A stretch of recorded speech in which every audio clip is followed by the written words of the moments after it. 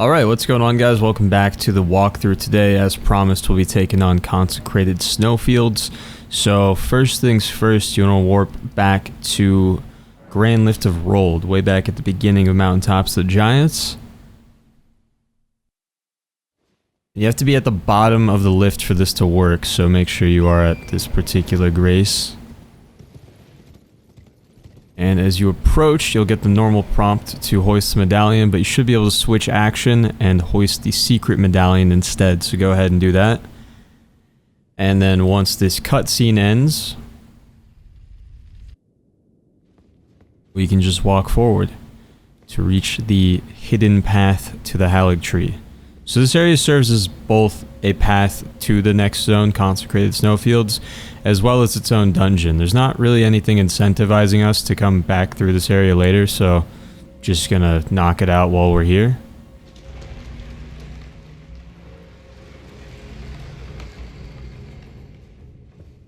So straight across here. I guess we'll take out this guy first since he seems to have noticed us.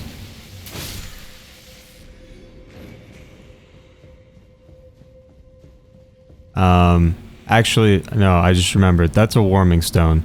So there's a couple of those guys and a big one up top. Not worth fighting for a warming stone. So ignore that room.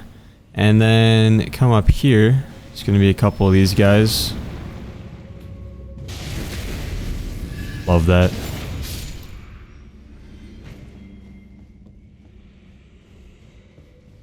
And another octopus is going to drop down.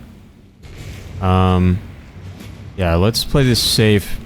Lure something back here, whatever you can. The vulgar militia are much faster, so they should come back.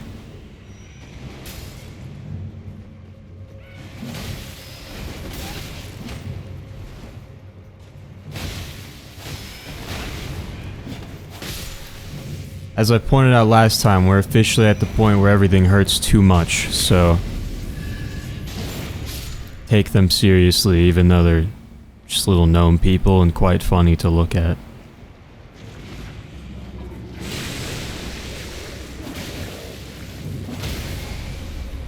Get a couple of shots on the beak, get a crit. 12,000 damage. Incredible.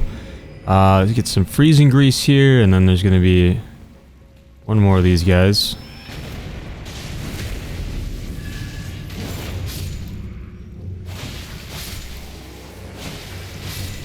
Grab that Grave Glove Ore at 9, and here is the Grace.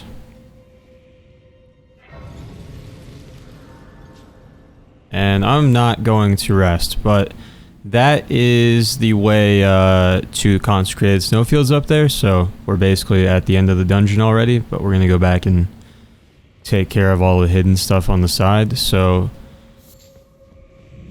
backtrack to, well, actually I should say before you get too far away from the Grace, if you're paranoid about invisible bridges, feel free to throw in a dagger or something with Hoarfrost Stomp to help with visibility. You might have one if you've been keeping up with the guide, because I told you to make one for the last episode. But let's see, over here we're aiming for this broken pillar, and we're just going to drop straight down, and you can use Hoarfrost Stomp to see what we're walking on, but we're basically dealing with straight lines here. Grab the Grave Glove Ore at 9, Illusory Wall,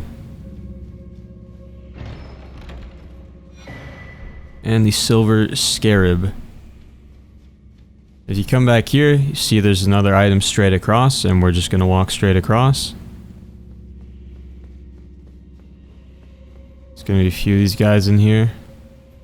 Their backs turned, rookie mistake.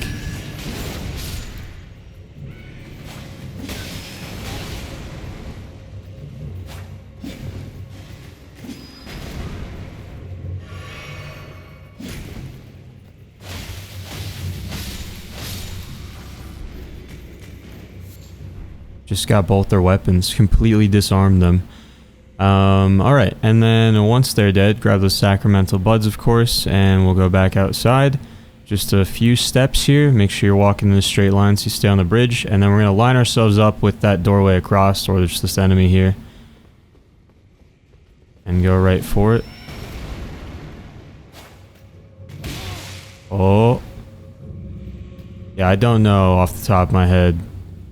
Alright, well he's got somewhere to be, so we'll just keep going. I don't know off the top of my head how wide that area is. Once you grab that, turn around, because there's going to be one waiting to ambush you. Finish this guy off if you didn't already. Cool, and then back outside, just drop down to the right onto this balcony. Heroes Rune 1. And then if you jump up here into the window, there are quite a few enemies in here. The Vulgar Militia, I feel like, are the priority just because they're, I don't know, more dangerous. I don't really have much in the way of range, so... Well, that'll do enough damage that we won't be here all day, that is.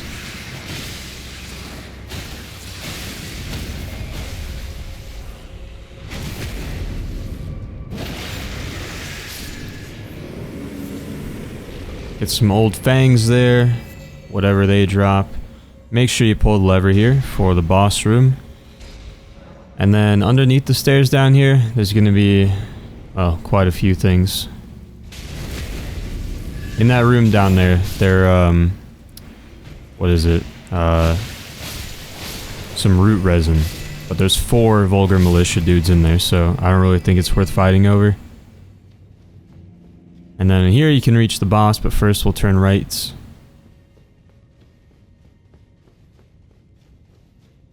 And ride this elevator up.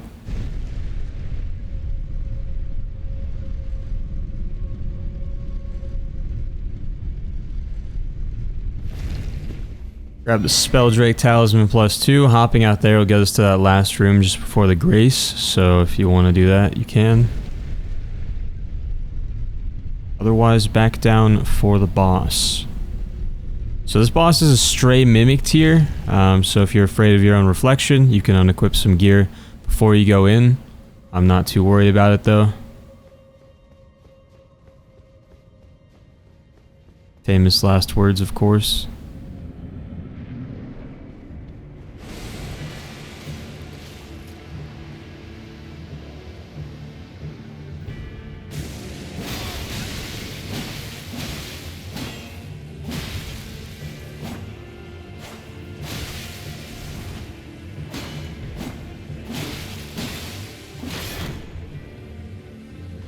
I am the better me. I'm sorry, you handsome devil, you. Get the Black Flame Monk Aemon Ashes, and make sure you don't forget to loot this chest for the 9th and final Death Root. So, you know what that means. Back to Bestial Sanctum.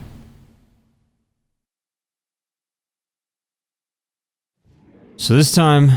Wait, is he... Oh my god, he's actually outside! No way! I've literally seen this once.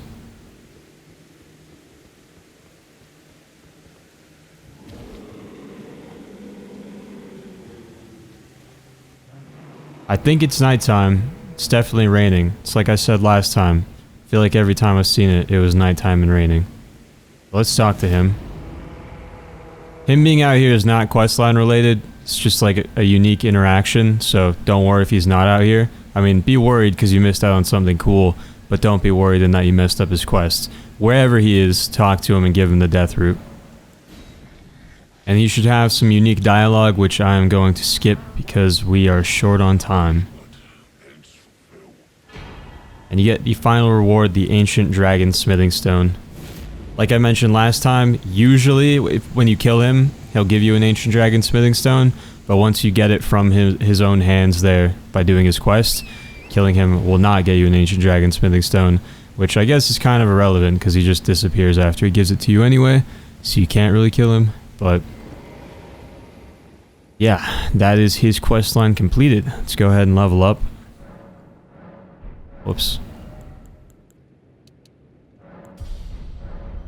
And then warp to Hidden Path to the haligtree, right here.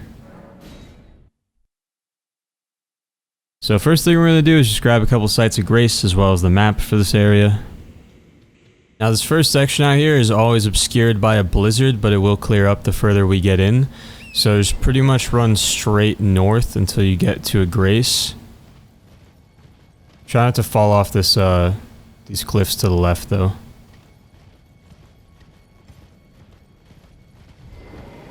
Otherwise, you might not see this grace.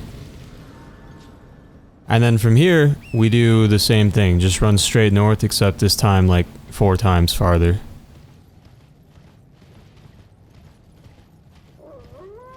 Just keep an eye on your compass.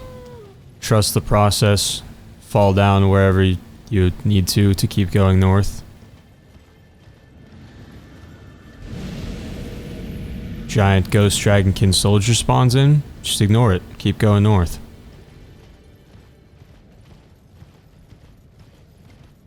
If someone appears and tells you that Santa Claus isn't real, ignore them. Keep going north. And there's the grace. Just kidding, that's a light. There's the grace.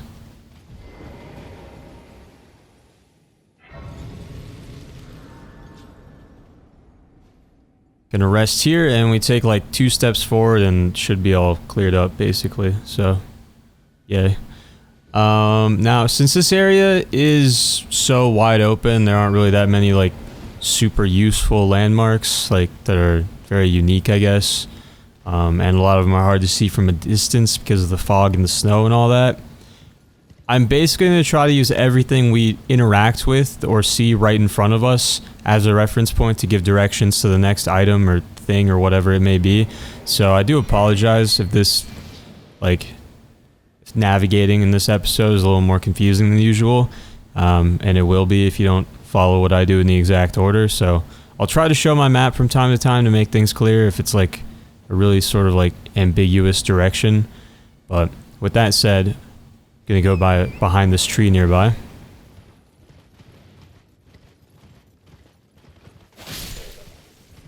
Find the smithing stone 8 and then backtrack to the map marker. I'm just gonna ignore her. I'll probably come back to bite me in like 2 seconds. And from the map marker, go west. And there's gonna be this pack of wolves as well as the trail of an invisible teardrop scarab. Probably gonna have to deal with these wolves to get the scarab. We'll see.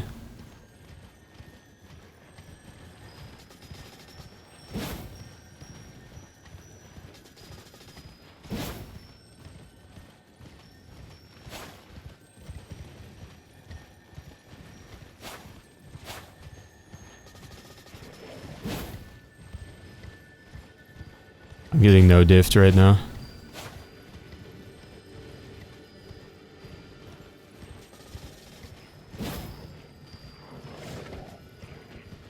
Come on, lock in.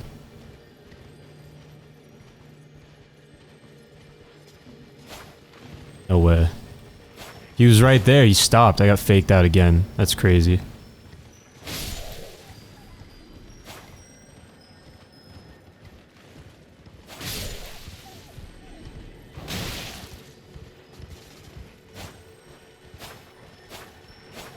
I hate this game, honestly. Have I said that before?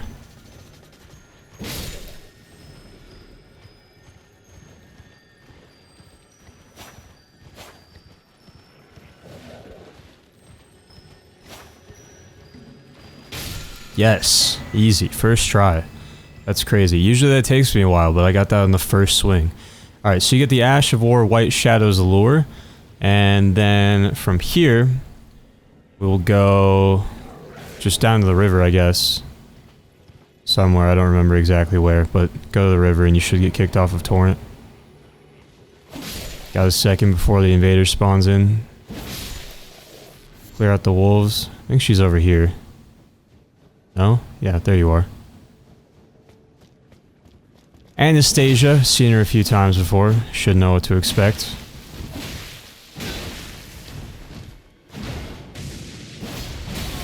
Ow.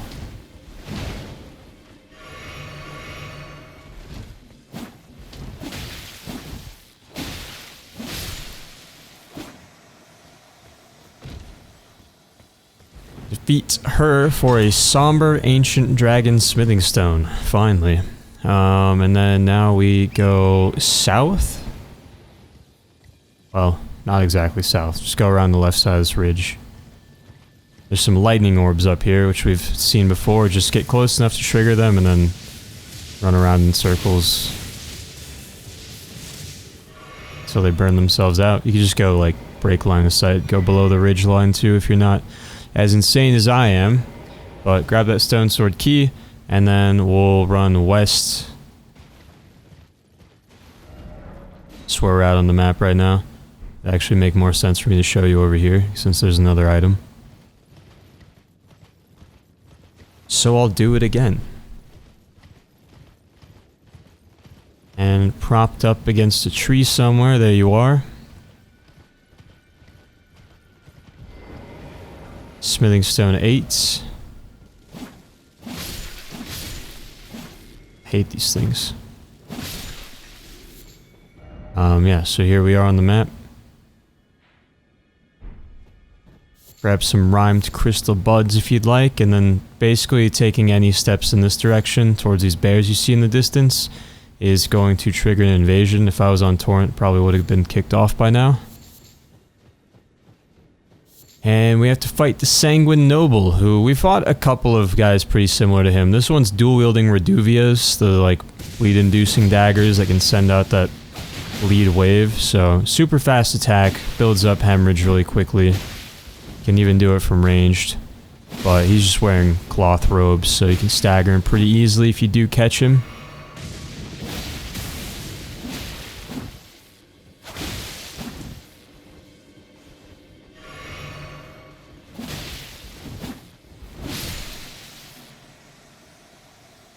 Down he goes. He should get his armor set for that. Very nice. I'm a fan of that one. Now then, let's go. The bears are guarding some crystal darts and a couple Thawfrost boluses. In no universe is that worth the effort of fighting those giant bears, so let's not do that. Let's just go down here to the west and then kind of sneak over here and hopefully not alert him.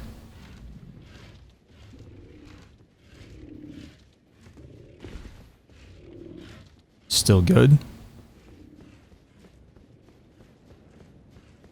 Go to the end of this giant fallen tree to get a Hero's Rune 2.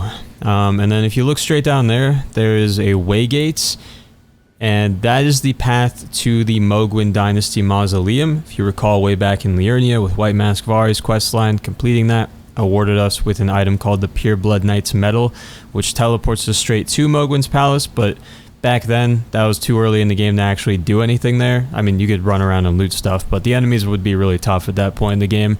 But as you might remember, I mentioned that that questline used to require doing actual PvP at the time I started writing this guide, which was later on patched to allow an offline solution. But regardless, this alternative route has always existed, and by the time you get here, where we're at right now in the walkthrough, we are probably good to go strength-wise to tackle and clear Mohgwyn's palace. We're going to take care of something nearby first, but remember this location because we will be right back for it in a second. So for now, just run north along these cliffs pretty much all the way until the end.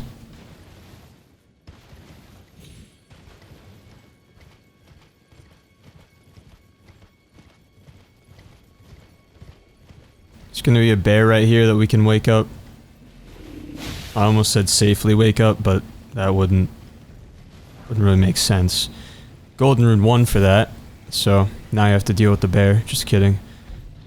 Lure him down here, if you can. Sometimes he's a little slow to wake up.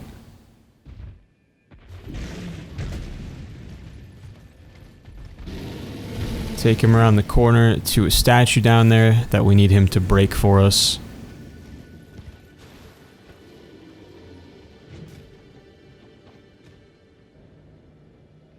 Come on, buddy. Don't you dare. Oh, shit.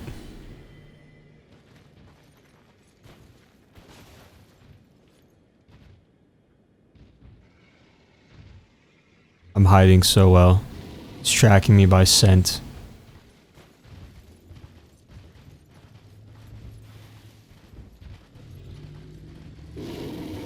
Just do it, man. Just do something.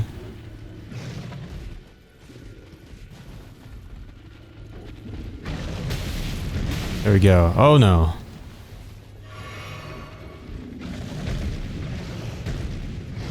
Alright, grab 3 smithing stone 7s and a smithing stone 8, and then just keep following these cliffs to our left. There's gonna be a wandering mausoleum in the distance. There'll be a grace right behind it, so just blow whatever heals you need to make sure you're full on health. It's gonna start bombarding us with magic, and just keep moving, because it has pretty good aim when you stand still. It's pretty good aim regardless, actually. You'll probably get hit, and it's not gonna feel good.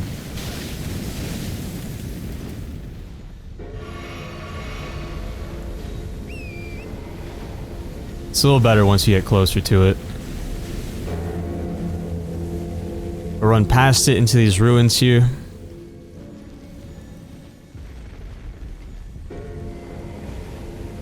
And keep your health topped off even here. It can still hit you. Rest of the grace, any that were still in the air can still hit you even afterwards, so like rest twice probably. Hopefully you survive that, and then walk up here. Get the silver mirror shield, and you should have an option if you've been doing the questline to summon Latena.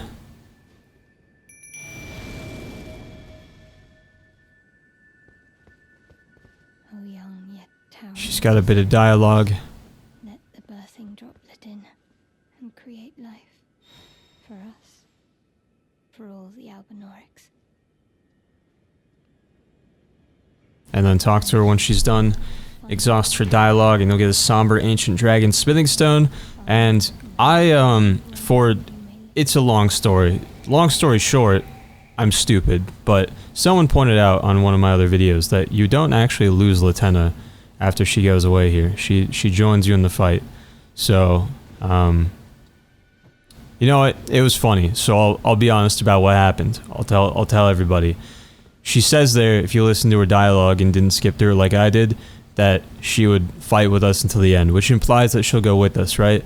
But then she also says that, like, when it's time, lay her down next to Lobo, her wolf bat that was dead back where we found her in Liurnia. And I think on my first playthrough, I took that very literally, and I went up to that spot. There was no prompt to interact with it, so I just discarded her ashes, which meant I lost them. They were gone. So I basically tricked myself into thinking that you lose her just because I was stupid the first time. But you don't lose her. We can still summon her even right now, which is great. That's the best possible ending here. So, yeah.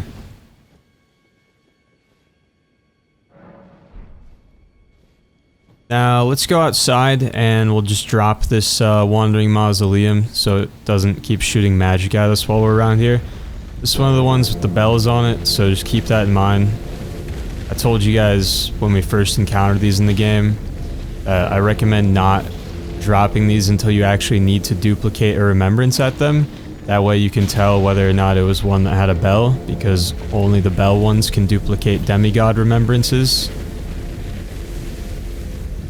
But this will just be the special exception, that you'll just remember that this one had a bell. Slight inconvenience, but it shooting magic at us is a much bigger inconvenience. Oh, it's so annoying.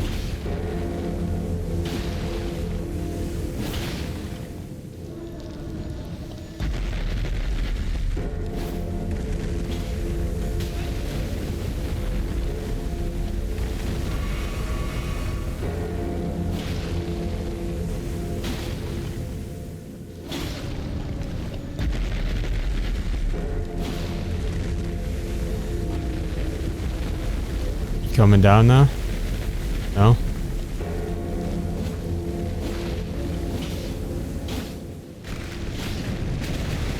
There you go. Ow. So yeah, duplicate a remembrance if you want to there. I'm good. Just taking it down. Okay, that made no sense. Just taking it down so we don't keep getting bombarded by magic, and it'll stay down if you rest and everything, so... We are in the clear now, But run over here where all these jellyfish are, and there's just an army of Saint Trina's lilies to pick up. So we will do that.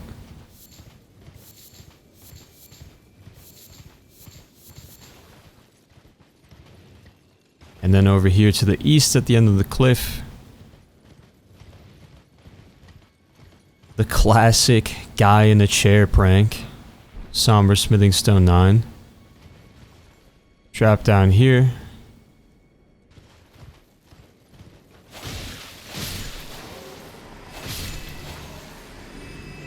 Get a Golden Rune 13, and that's pretty much all for this area, not counting a night boss. It's going to be right around the corner here in the Frozen River, but we'll be back for that later. Just take care of it at the end. So make your way back to the waygate that I pointed out. That's also like slightly marked on your map.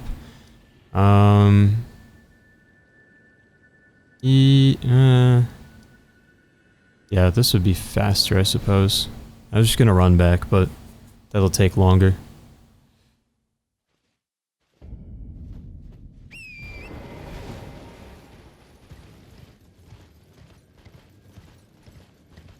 Should be able to beat this caravan pretty early and not worry about the enemies from that. Am I going the wrong way? No, I'm not. Sort of, but not really.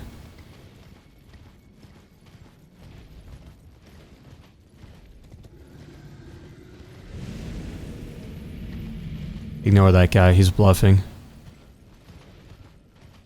He's not bluffing. He will kill you if you go over there. Am I? Yeah, I'm actually completely stupid. That's not the waygate down there at all. It's over here. I thought that was weird. I didn't remember it being marked on the map. That changes my plan slightly. Just gonna go around here. These, well, you'll see later in the episode, but these trolls and stuff around here, I just don't want to mess with it. Shooting fire out of their eyes, it's no fun at all.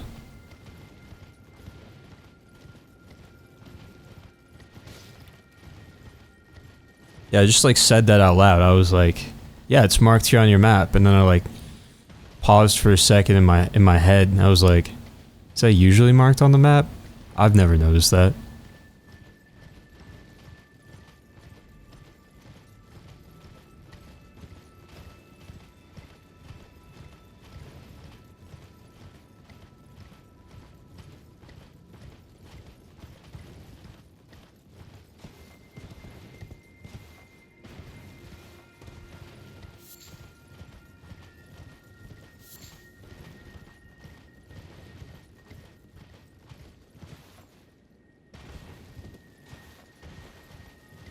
And in we go.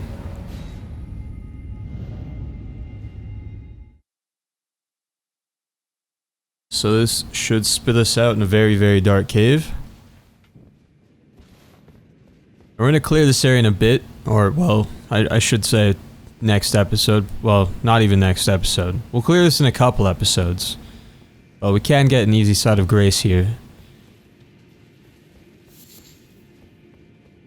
And we're not really going to be nearby that waygate again, so might as well just swing through here while we are. Get the Golden Rune 11.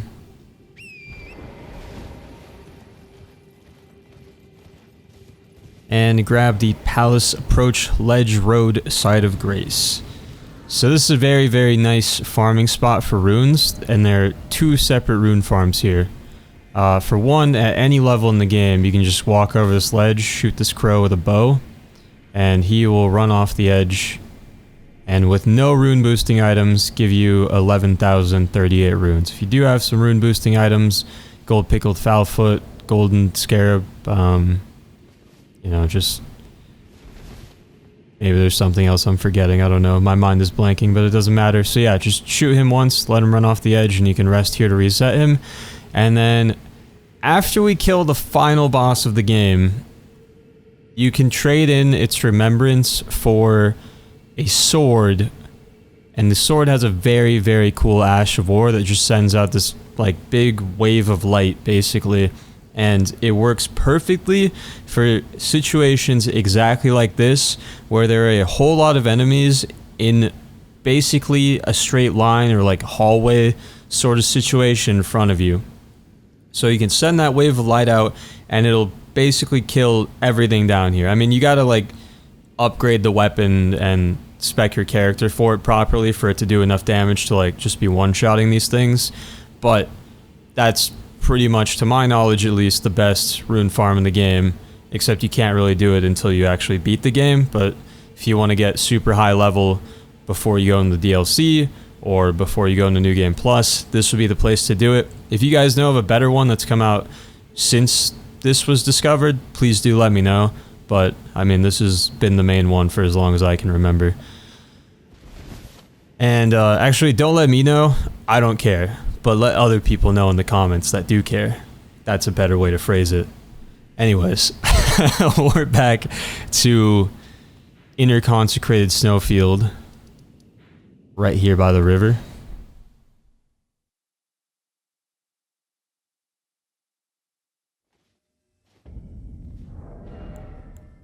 And can I level up again?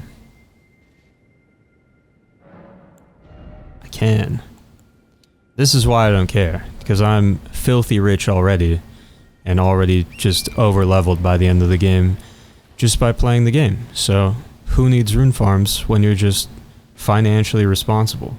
And being financially responsible in this game just means not dying all the time. It's super easy. So from here, let's go west. And we'll just go towards those ruins, actually, that we passed by a second ago. Pointed out. Pretty much go towards that beacon I dropped, honestly. There's going to be a few phantom dragonkin soldiers that spawn in this field. Just keep running and ignore them. And we will swing around and approach this ruined area from the right side over here. 2 trolls guarding the entrance. And everything in here, including the trolls, is a frenzy enemy. So be very careful. Try not to bite off more than you can chew. So one person with frenzy is bad enough, but a lot of them gets real dangerous real fast. This tower here, there's going to be a bunch of rats.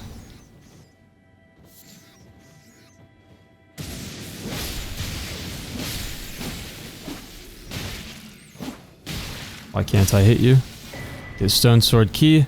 And then common theme throughout this area is that basically everywhere you go, you're going to make enough noise that other people will start wandering over to investigate. So he's going to see what was up, or what we were up to with the rats. This guy's going to see what we were up to with the last guy. Grab all these eyes of yellow. These guys hear me. Someone's probably going to come over from the right. There he is. I'm going to lure them in here, though, so we don't get the attention of the trolls out there. Alright, that's a really cool trick you guys got there.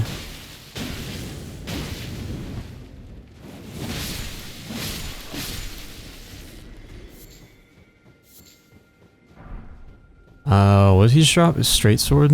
Why would I want that? Missed one. Alright, and then out here, go towards this next section of ruins. Keep sneaking so you don't bother that guy.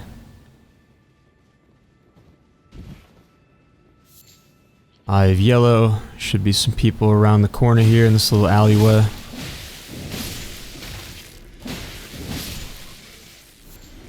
Rhymed Roa. And then there's a couple ways to get in here. There's a troll in this building to our left. He's walking around. I don't know if that means he's heard us. But basically we want to get inside this broken... Yeah, there you go. He's heard us. Inside this broken tower right here. And you can do it one of 2 ways. Inside this main building, like I said, troll, and he can just knock down any of these walls, so we can kind of bait him into knocking this down. Or you can jump in here, grab the Golden Rune 13 while you're at it, and you could just jump off of this archway. You could probably go from that ledge below it too, honestly. He's going to notice you if you do that, though, so he'll probably end up knocking everything down anyway.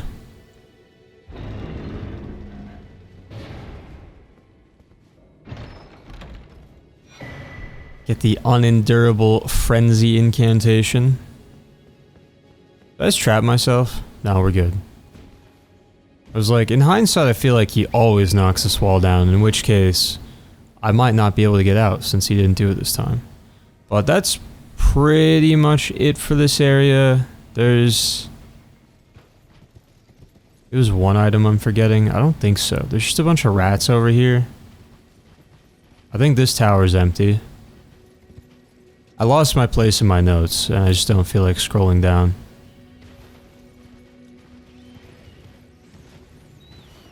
I recall the rats not guarding anything and being annoyed about it. It looks like I was right. I hate being right. Alright, so in light of that, we'll go on to the next area. So, from those ruins, go south over here and find a place to drop down. And into the yellow anix tunnel. Take the elevator down.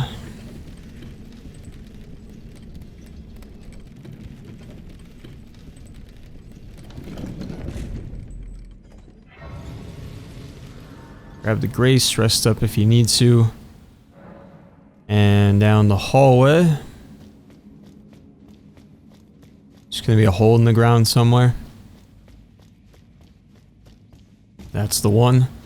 Just drop down. And there's a couple enemies down here, so I can... Just kidding, I missed. These guys always have to like thaw out first, so you can usually get a charged heavy or a backstab maybe even.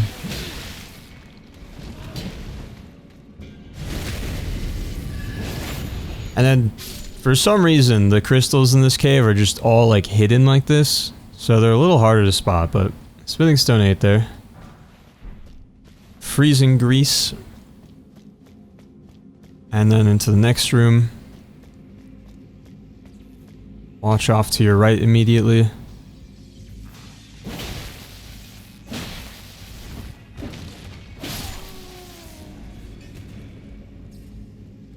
Another one. Watch your back because this guy's going to start throwing things. Hop the gap. Take him out. Golden rune 10. And we'll start by going down this ladder here.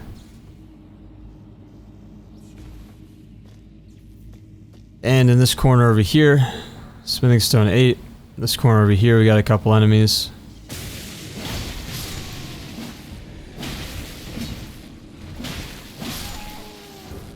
And they were guarding a rune arc.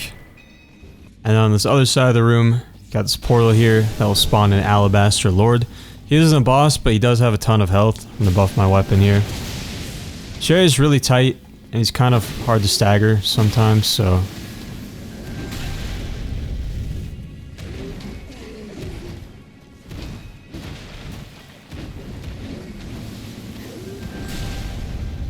Try your best to roll through that little gravity attack so that he doesn't pull you in. Same with that ranged one. You can roll through it. You can also use like this ladder and the pillars and stuff to just block it. If you want to try to line of sight him. However you want to do it though. Kill him, he'll get the, or you'll get the Alabaster Lord's sword. Back here in the hallway he was guarding smithing stone 8. Another smithing stone 8. And then finally in this corner, ancient dragon smithing stone. And then you can climb back up the ladder.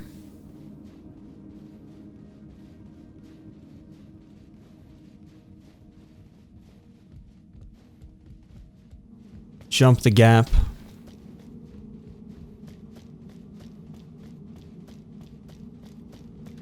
Kill this guy by the fire.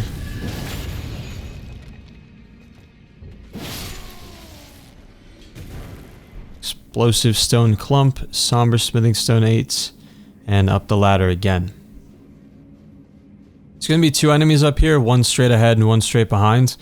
If you stop right here at the top of the ladder and just turn around immediately to deal with this guy, you won't go far enough forward to aggro the guy in front of you, so you can take a 1v1 and then we'll deal with him.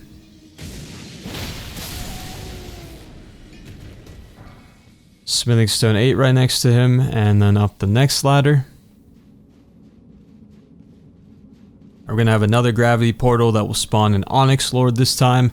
Very similar to the Alabaster Lord, obviously, just with a curved great sword and an additional meteorite attack.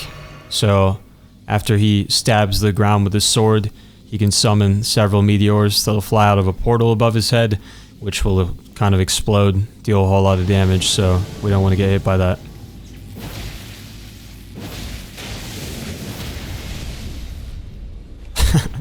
Traded staggers.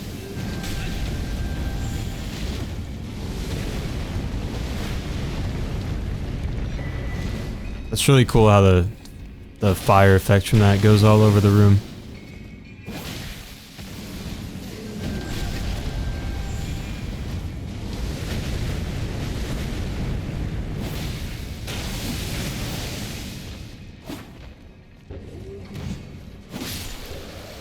Alright, down he goes, and basically every corner of this room has something to loot. Somber Smithing Stone 9, Somber Smithing Stone 8, Smithing Stone 8,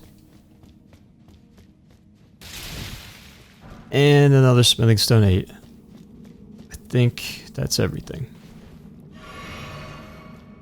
And of course the corpse in the middle with the hero's rune on it. Now, I got this door that leads us back to the beginning of the cave, so we can rest up at the Grace, which you should definitely do. Smithing Stone 8 next to it. And of course, the big double door will lead us to the boss.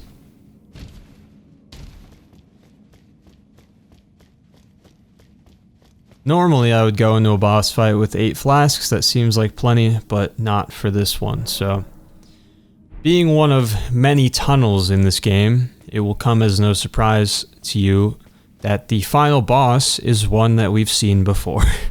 The worst news is that it's Astel. So, you know, that sucks.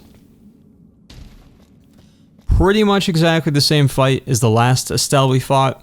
If you want to see that fight and I guess a more in-depth breakdown of the fight, then check out... It's probably the episode titled something about finishing Ronnie's questline. If I remember, I'll try to link the episode in the description, and you can find us fighting Astel in that one. But it's the same fight except for basically one special attack here, which is that when he teleports in this particular encounter, he can go into that grab attack that he had at the last one, except for this one, he can make clones of himself that will grab you from every side of the arena at once. So the best way to avoid that is to stand in the center of the room, which is marked by this kind of glowing circle here.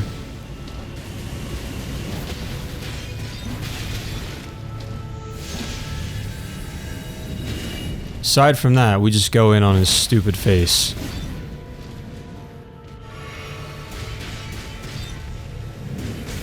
Alright, didn't get far enough away. That's gonna hurt.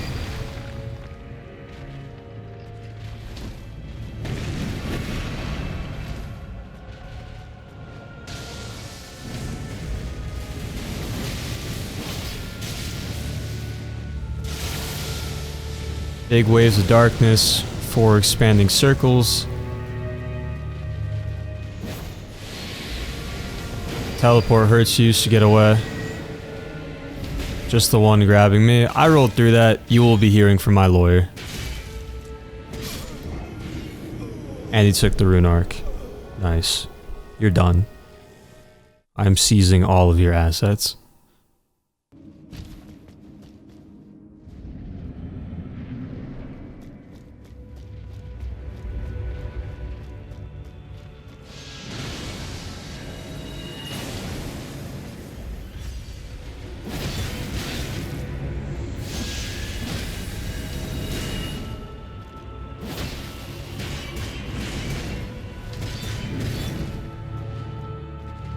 Need stamina. Always need more stamina.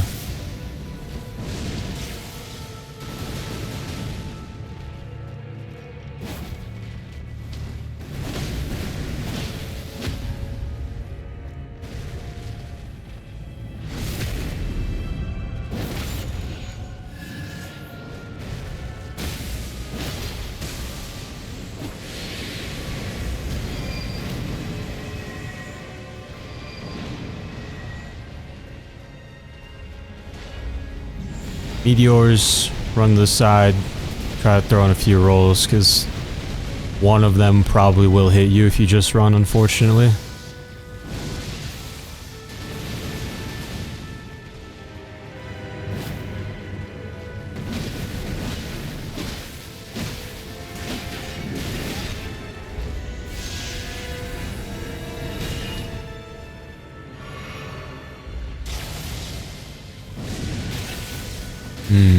Unfortunate.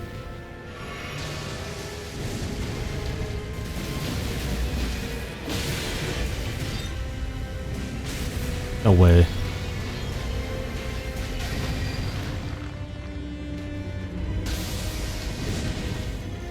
He only does that when I'm in the worst possible position, right underneath him, which, saying it out loud, I realize that's probably what he's programmed to do.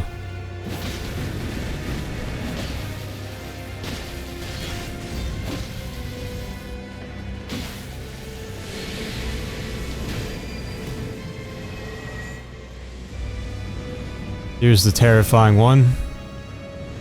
Glad I saw that. I don't see it very often. As you saw, stand in the middle and we're good.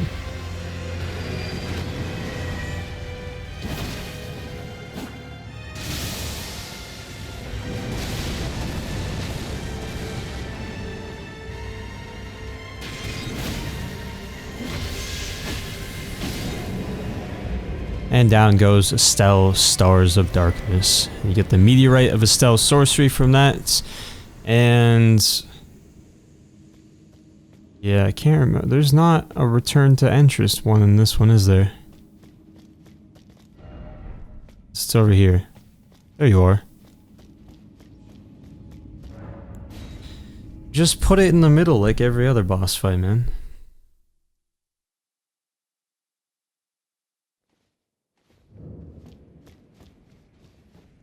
So from the entrance of this place, we'll just run around and do... This section's called Random Stuff South of the River. It's a fun one. One of my favorite sections. Not really. I hate this entire region. But that's not important. Smithing Stone 7, and then drop down the pit. Upset the lightning orbs and run around in circles to avoid getting hit by them.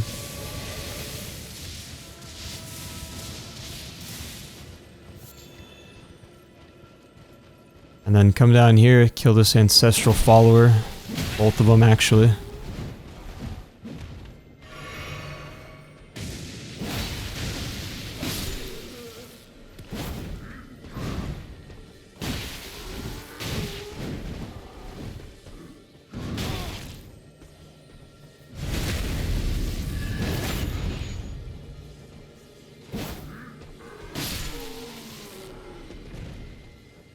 And they're guarding the Stalwart Horn Charm +1.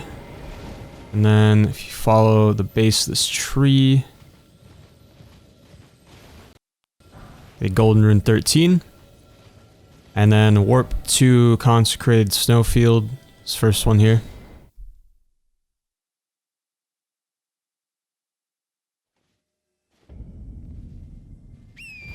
Can't see super well, but go west and just ever so slightly north.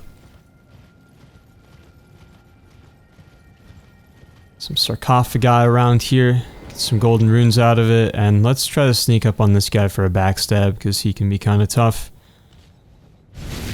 Very similar to the other Grave Warden duelists, or whatever this enemy archetype is technically called, but this one has Scarlet Rot, so extra fun.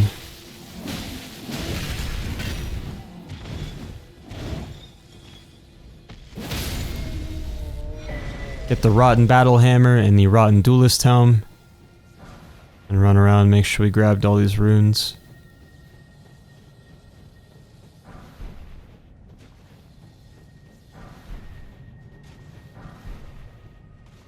And yeah, let's warp back here. I would say run back there because it's so close, but disorienting with the fog. And there's like a faint path to follow to the northeast, so we'll follow that.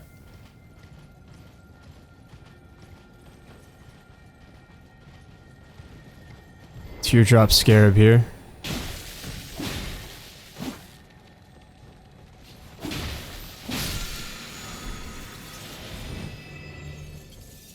Angry snail. Just putting up a little bit too much of a fight. And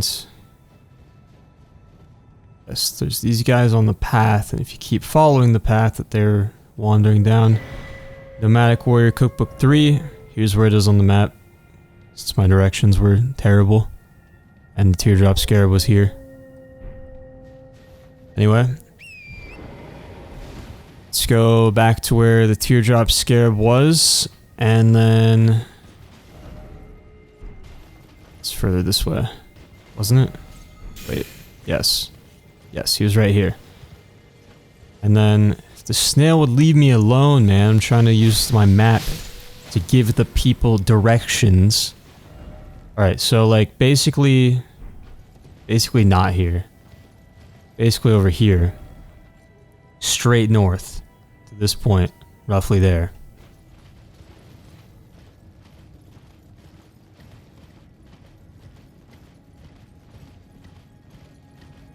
Around the base of this giant tree here. Got a golden tree with a golden seed. One of these should have a golden rune in it. There we go, golden rune 11. And then from the southeast, see this like dotted line here? This is sort of a road, right? And there's a caravan. I can hear it coming, but I can't see it. And we'll just... maybe wait a second for them. Yeah, let's send it. Get a troll to stop it. Same with any other caravan. Kill as many or as few enemies as you want. Get Saint Trina's torch. And I am off the scene. We'll go back to that big tree. Ow. Hurts so bad. I think I originally had it written down to just get that caravan later in the episode, so maybe do that, because it's a lot safer to not just run back into that fog. I need my map again, too. I messed up. There we go.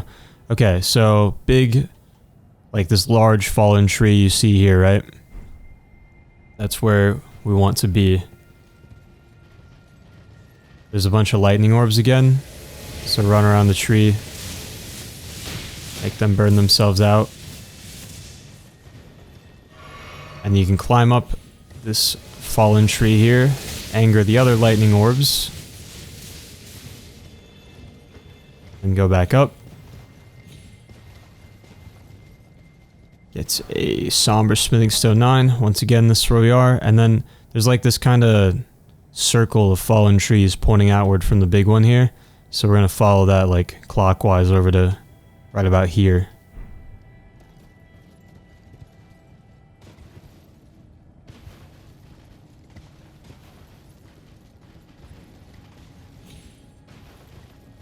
Somewhere around here, I think, should be a guy with a torch, and then a couple that are digging. Well, one's digging, the other guy's stuck in the snow, as you can see. So, one of them is a rune bear in disguise, and will drop a larval tear when killed, like usual. I hate rune bears, and this late in the game, they're not getting any more fun to fight. Plus, I'm doing just fine on larval tears, so hard to say that word. So, I'm just gonna ignore it, but it's there if you need it. Now, from where they're sitting at, run east, slightly southeast, towards the base of some cliffs, which you just can't see in this blizzard. This is like worse than usual. Let me open my map then. Beacon, right here in this largest alcove cut out of the mountain here.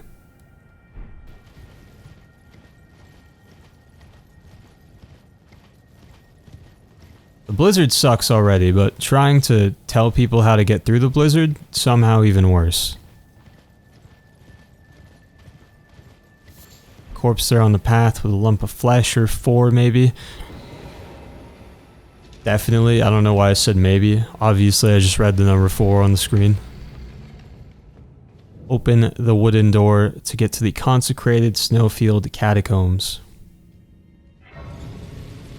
I don't feel like doing this one at all.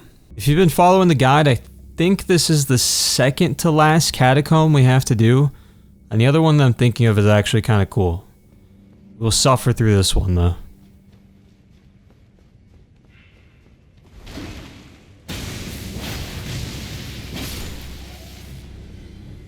Sort of looks like you can survive this drop too into that pit, but it will kill you. Just FYI.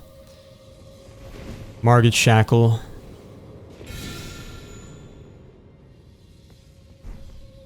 And then on the left, just before we get to that trap, Imp Ambush.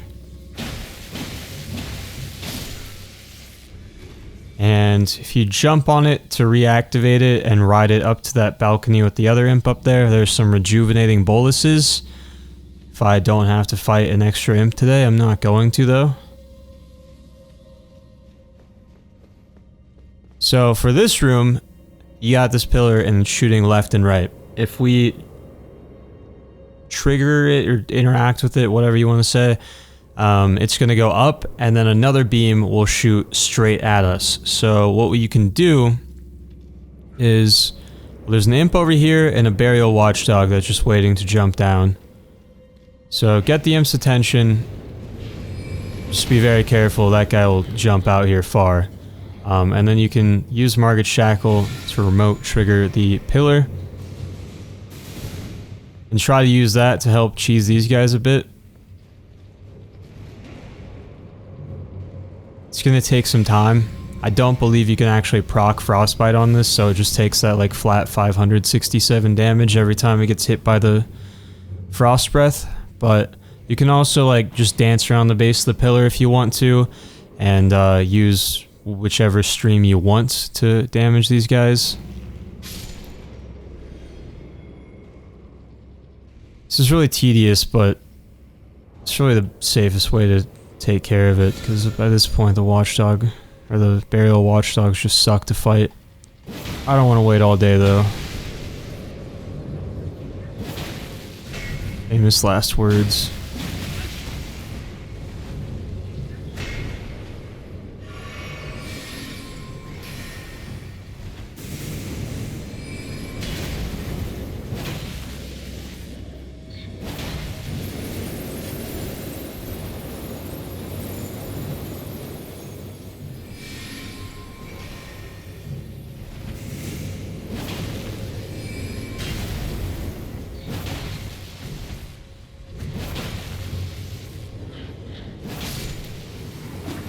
Alright, now that he's dead, grab the root resin over here, hit the pillar, we'll go down this left side first.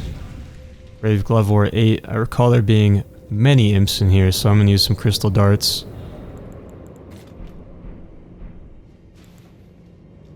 Walk in here to get them down.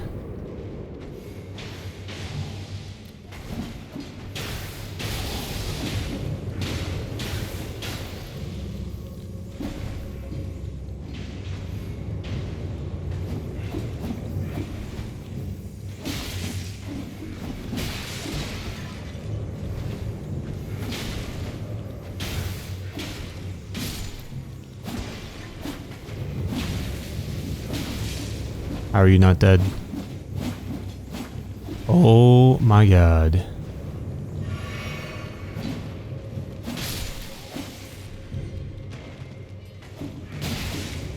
How did you not get hit once? This imp is him. Alright.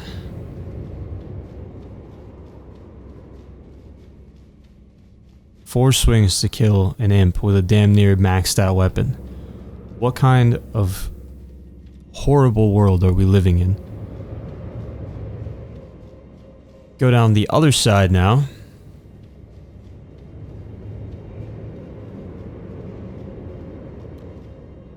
More imps.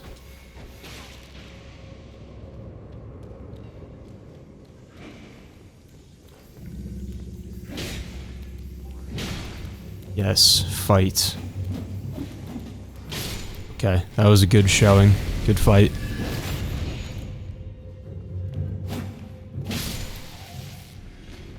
And then below us is the way forward, and it's like a really narrow path, so just grab the imp head item there, the grave glovewort 9.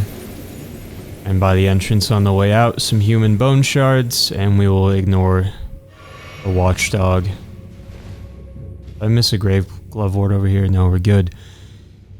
So then underneath here, through this narrow hallway, which is the one I was referencing, that the watchdog can't follow us through, sneak in here, get a backstab on the knights.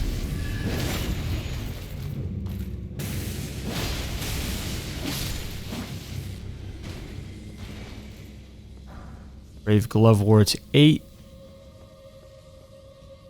And use Margit Shackle here before you get to the top, so you don't get blasted with Frost Breath. Imp off to the right. Coming out hot.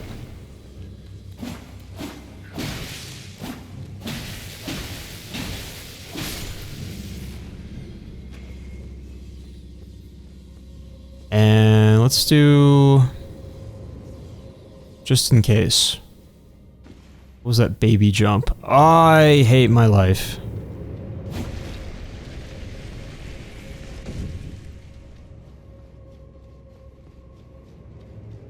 I need the Goldilocks jump.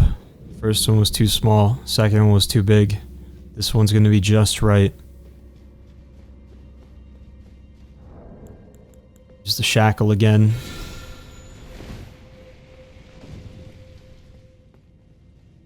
Oh yeah. And then one more time. Pull the lever to unlock the boss door. Golden Rune 12. Grave Glovewort 9. And notice how this is shooting off to the side when it's in this position. Let us use that to our advantage. So run in here, there's going to be a Clean Rod Knight in the corner and another one that's not laying down right off to the left. So just duck in there to get the attention of both of them. And then Margit Shackle. And just kind of... oh, I forgot it shoots this way too. Hell yeah. Patiently wait was what I was going to say. For them to get frozen.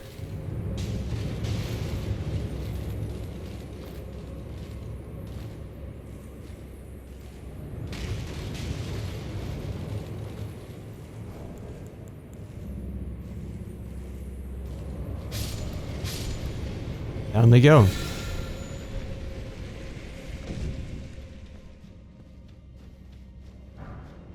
Ghost Glovewort 9.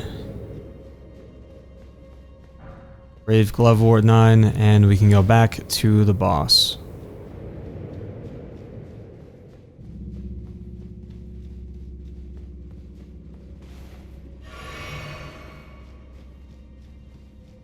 This boss fight is just another one of those putrid Grave Warden duelists, nothing very new, so don't worry if you're low on healing, it's probably safe to attempt this guy anyway.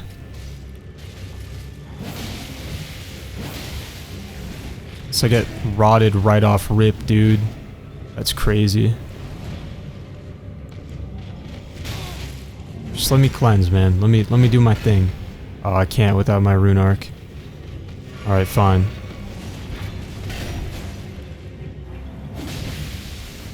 You wish for an early retirement. I will grant you that.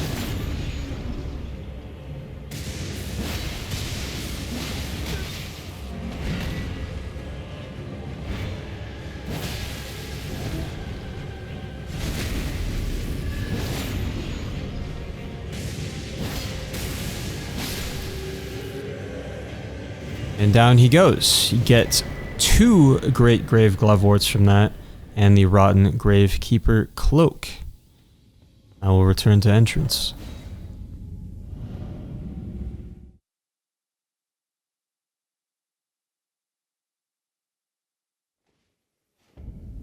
Still rotted. Where is the grace?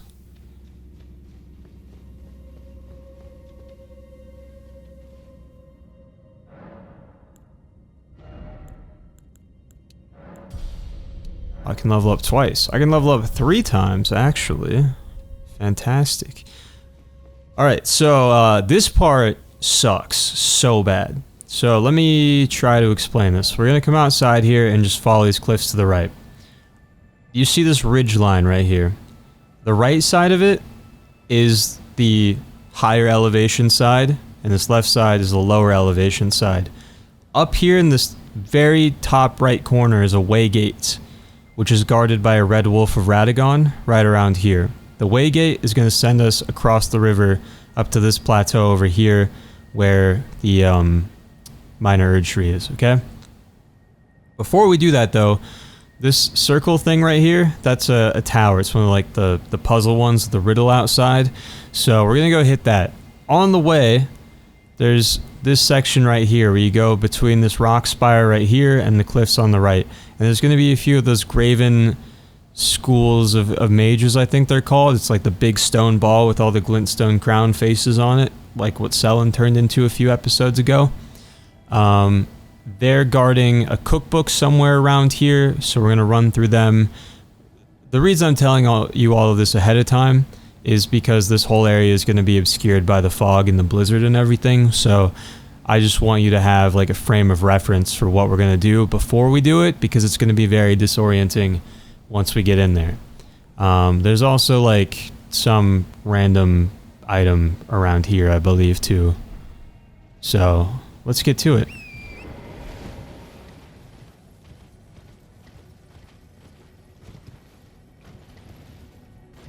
Like I said, just keep these cliffs to your right for a bit here. And then once it opens up, double check your map, and we want to be on the lower half of the ridge. So now we're going to go left.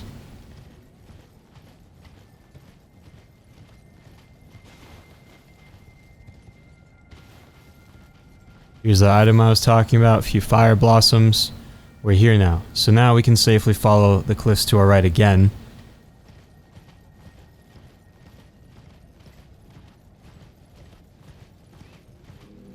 There's going to be a couple of these rock things. Just keep going. And then there will be a cluster of 3 here guarding Glintstone Craftsman's Cookbook 8. And we'll just keep following this. Watch out for the cliffs here to our left. That snuck up on me quick. But yeah, keep going northeast from where you get that cookbook to this tower.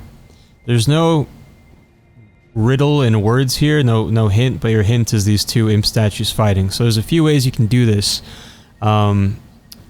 Both of which, as you might guess, involve imps fighting each other. There are 2 imps patrolling the base of the tower. One is right there.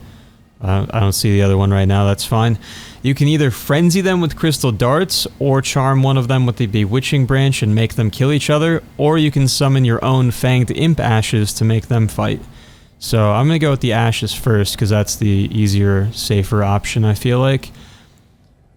Chances are your fanged imps are not upgraded very high or at all, so they're not going to really do any damage. Just try to let them get a hit before you kill the imp yourself. There we go. I think one of my imps just flew off the cliff. Oh, he survived. What an animal. Took a tactical position down there. So there you go. Seal on the Rise is opened. And then we can go upstairs.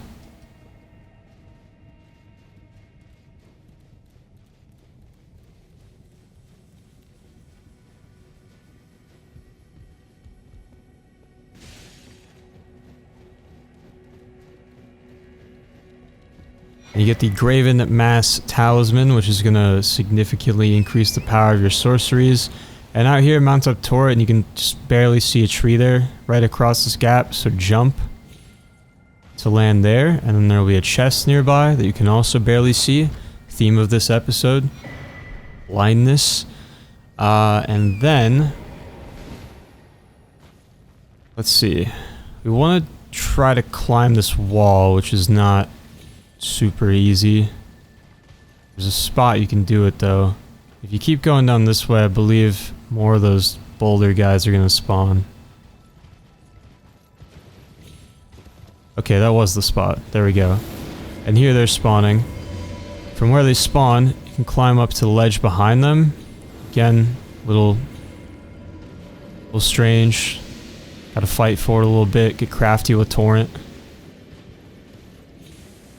And then on the other side of where you see these like just kind of big, more square blocks is the Red Wolf of Radagon. I can't open my map right now because those guys are hostile, but up here, straight to the northeast, is that corner I pointed out earlier, where that waygate is. So what we're going to do from here is try to climb on top of this without upsetting the wolf. That didn't work, I hear him. And kind of go southwest over here to this next pile. Climb this one all the way to the top. That was stamina.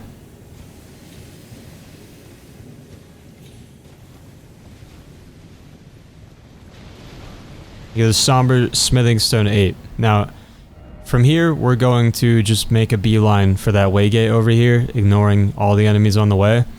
If you got tripped up with any of those jumps I just made, I know those are definitely, like, I made it look easier than it probably is. It's sometimes I have plenty of trouble with it too.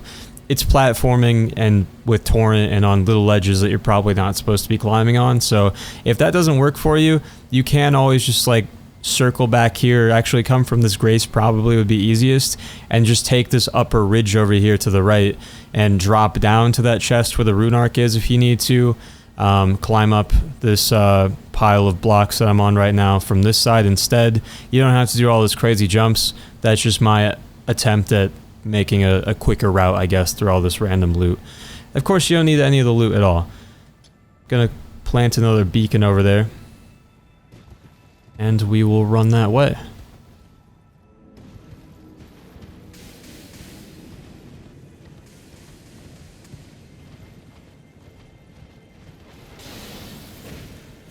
There's the wolf. There's the waygate. See a loser?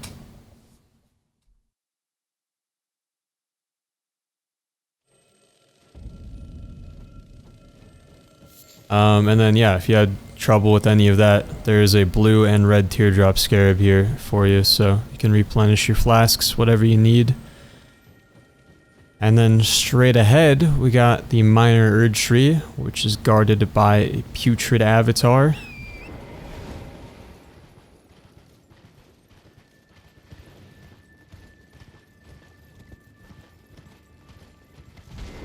Nothing to say about this guy you haven't heard me say a million times.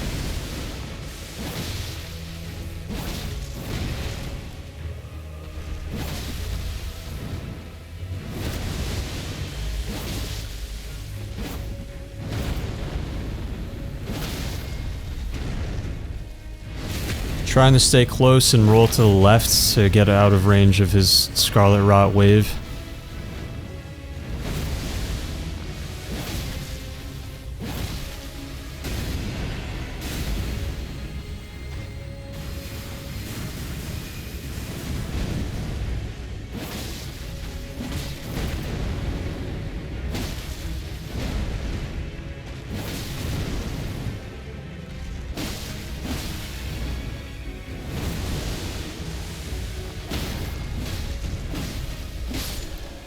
And finish it out.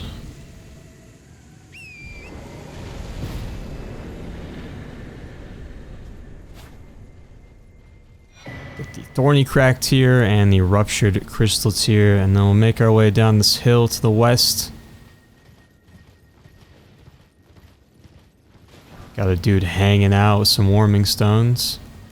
Gonna ignore you. And then below us, just a little abandoned camp here. Drop down to that. A couple Albinaric guys you can take out here too if you want. Dragonwood Grease, then climb this. Visible teardrop scarab there. Somber smithing stone 9. And you look down, there are 2 more on the platforms in front of us, so we'll go down and get those as well.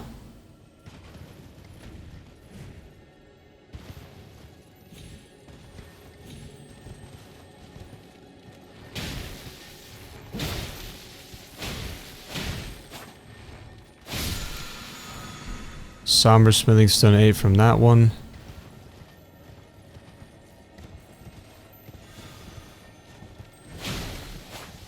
Sent that dude flying.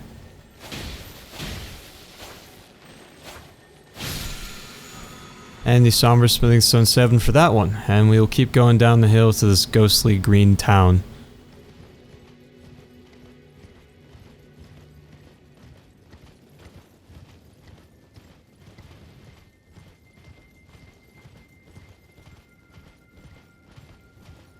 And if you circle around the left here a little bit,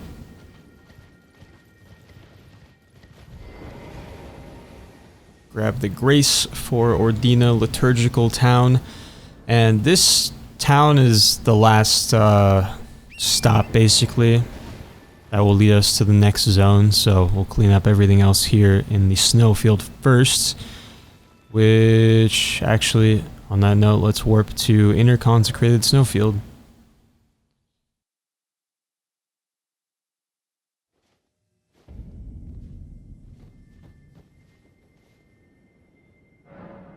Level up again.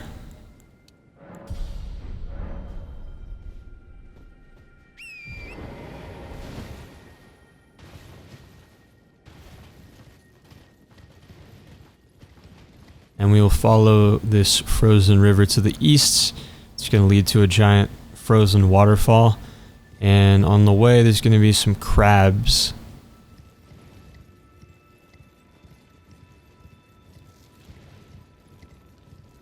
Which I'll ignore that one on the left, grab that item, and we'll borrow you. Ow. Bring it over here to break the statue for us.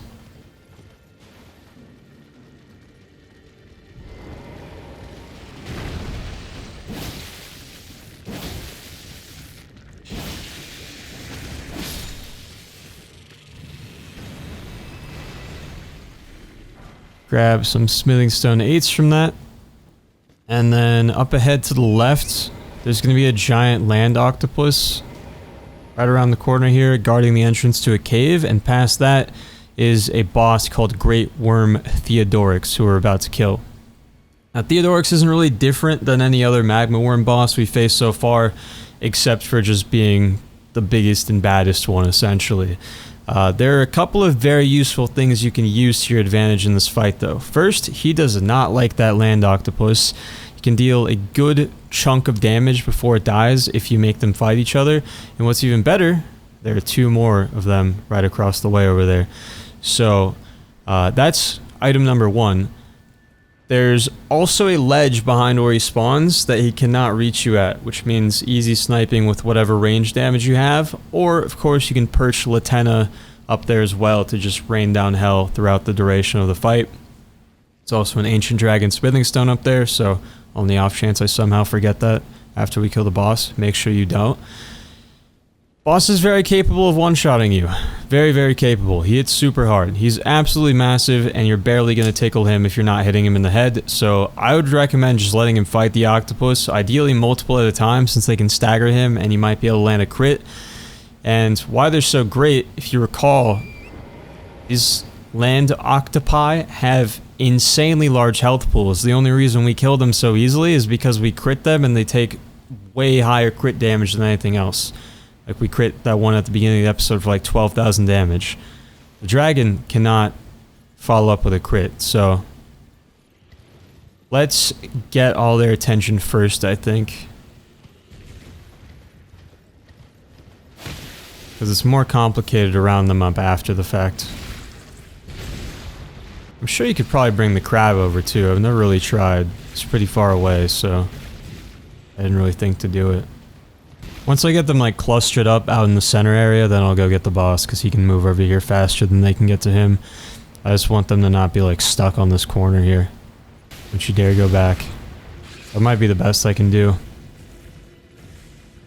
Let's piss this one off too, and then we'll go get Theo.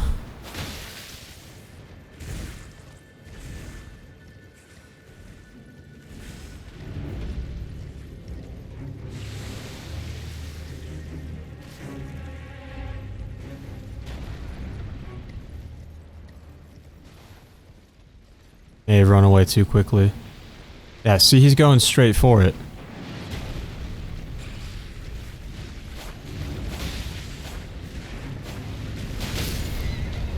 A lot of damage, like I said. Yep. That's what I thought would happen. Alright. Wasted a bunch of time. Hell yeah. Look at him go. So proud. We'll just go in for some damage on Torrent while they duke it out over there.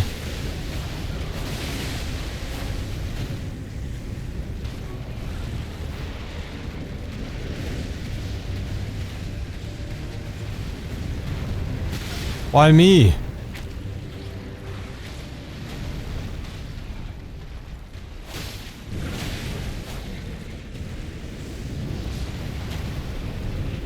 Killed one already. Not me, dude. Not me. Yeah, as you can see, they're like free summons. He just hates them. I don't understand why. But I'm not here to question it.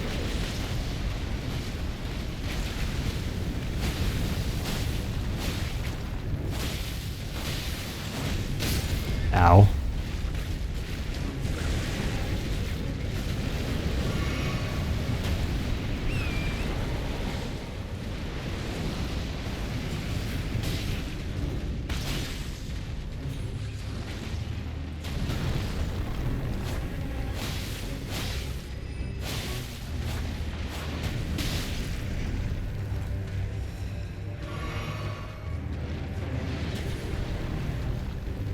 Let's lead you over to octopus number 3, my closer.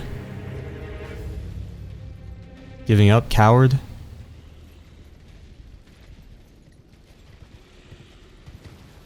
I need you. I need you to not do that. You killed my horse, dude. What is your problem? Oh, you didn't kill my horse. I'm gonna go set up Latenna. This is just gonna take so long. Like I said, it's the same fight we've done before. He just has like 10 times as much health and damage for no reason.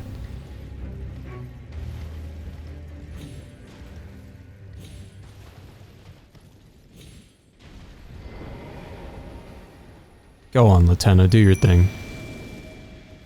Grab the ancient dragon smithing stone while we're here too.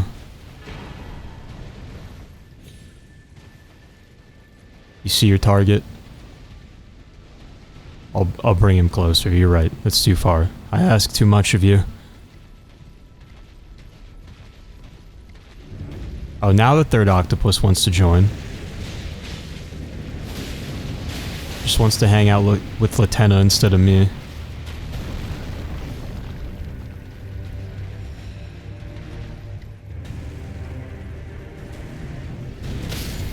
Bro. What is your problem with me? Or with Torrent, I should say. Phase 2, fantastic.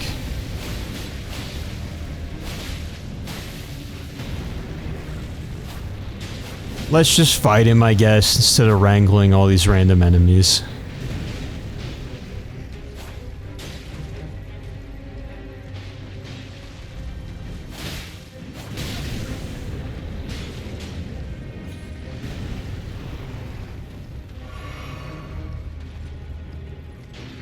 How many arrows he has in his back.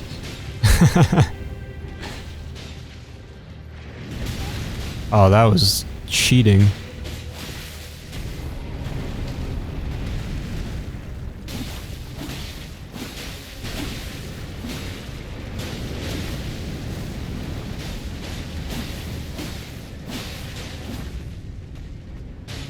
A stagger would be nice too. I wouldn't complain about that. Not one bit. Oh, speak of the devil. Just run around the block to get to your face.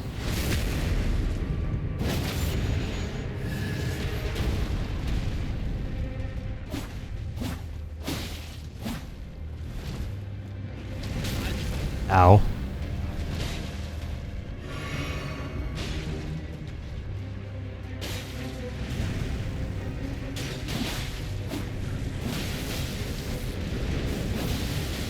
Saw me jump over that shockwave the second time. Nice trick, abuse all those iframes you get on the jump with a, when you can't see where the shockwave is coming from. Thank you, Latenna. Always a pleasure. So you get 3 dragon hearts for that. I think I wasn't paying attention. You get some dragon hearts. And the Theodoric's magma, I believe it's called, incantation, you can now get at the Cathedral of Dragon Communion. And of course, if you didn't grab it already, don't forget that ancient dragon smithing stone up there. And now into the cave.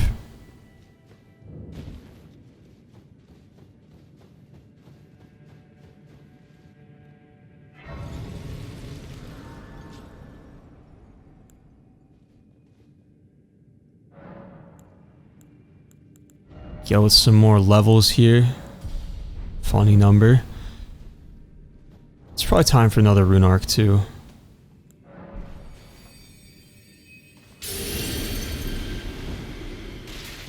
Alright, Golden Rune 7. Even though you can see through the ice, don't worry about breaking it. Room off to the left, there's going to be like several rats and a couple of pretty beefy misbegotten. They're just guarding a freezing grease, or maybe 2 freezing grease, so... Or no, that's the freezing grease. They are guarding... No, they're guarding freezing grease too, aren't they? Yeah, hold on. I'm going insane. We'll just fight them, and it's going to be freezing grease, and I'm going to prove my point that this is a waste of time and effort.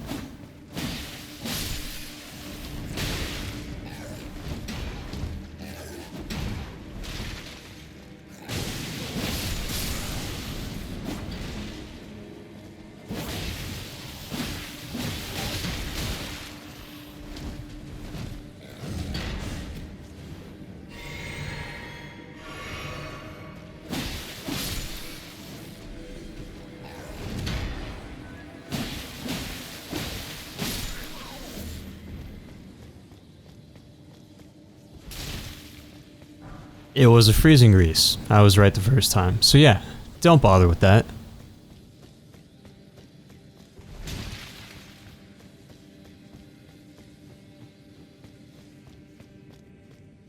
And yeah, you saw like some of these guys are sleeping, you just sneak past them pretty easily. Some of them I think will just wake up no matter what.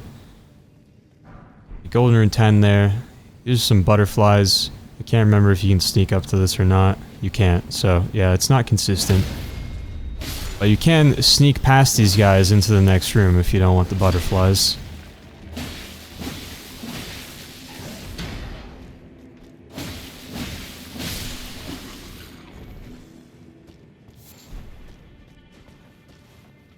Probably throw that on to make it easier to see as well. And then in here... Just kidding, the next room is going to be a bunch of Miquella's lilies around.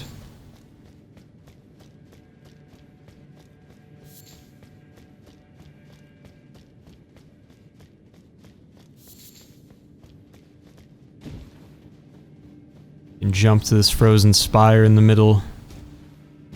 Climb it for Heroes Rune 2. And then up this ramp over here. Crouch is going to be another guy sleeping that you can sneak past. And then another room full of people that you cannot sneak past.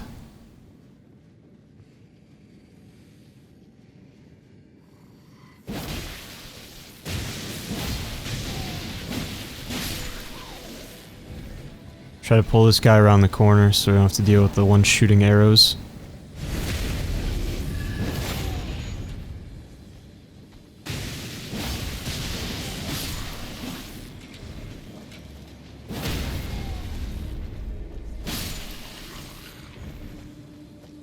Back right corner, we got a rune arc and some spirit flame arrows.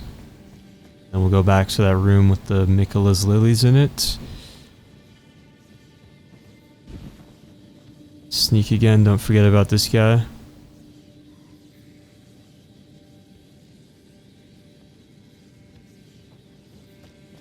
And off to the right over here. More flowers. Jump across here. And then we can drop down here. Just keep making your way to the bottom. And you can run past these jellyfish pretty easily. while still grabbing all the items.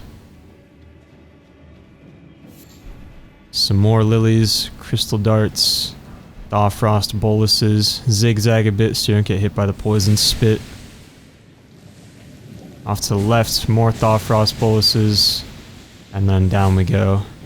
And the jellyfish can follow you down here. You usually don't if you're quick, but it can happen. Bunch of freezing grease, so absolutely not worth your time to fight all those guys for just one in that other room. And now this is going to be a Misbegotten Crusader. Same moveset pretty much as all the Leonine Misbegotten we fought before, with the exception of one move unique to its weapon that involves a holy explosion and a golden wave that it shoots at you. He'll basically... well, you'll know it's coming when he stands up straight. Pretty obvious since it usually runs around on all fours basically. But it'll do the explosion and it'll do like a double spinning slash. On the second spin shoots out a wave of gold that does holy damage to you. But same strats applies with every other Leonine Misbegotten. We're just going to try to lock it down with some jumping attacks, stuns, get some crits.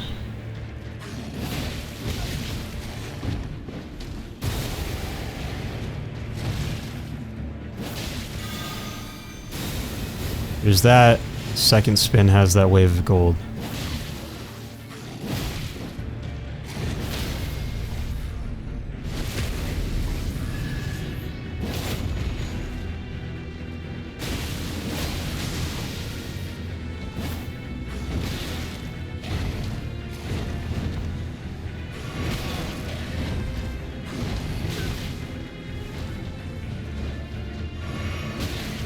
Can't catch a break.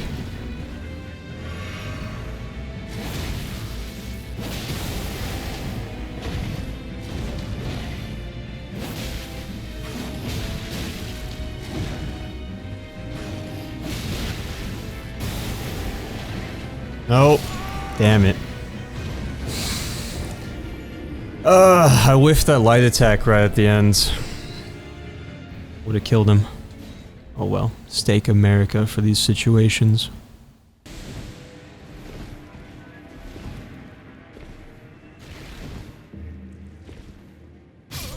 Nice.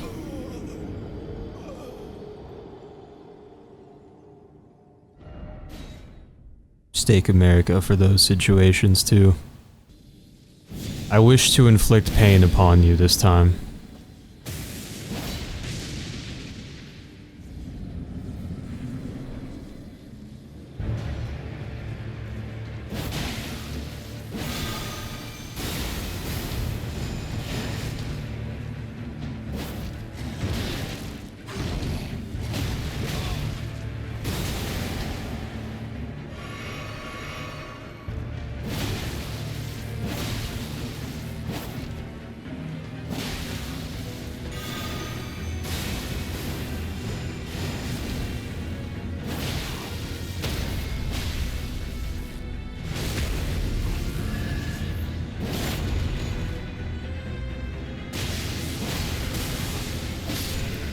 Alright, that's how it should go.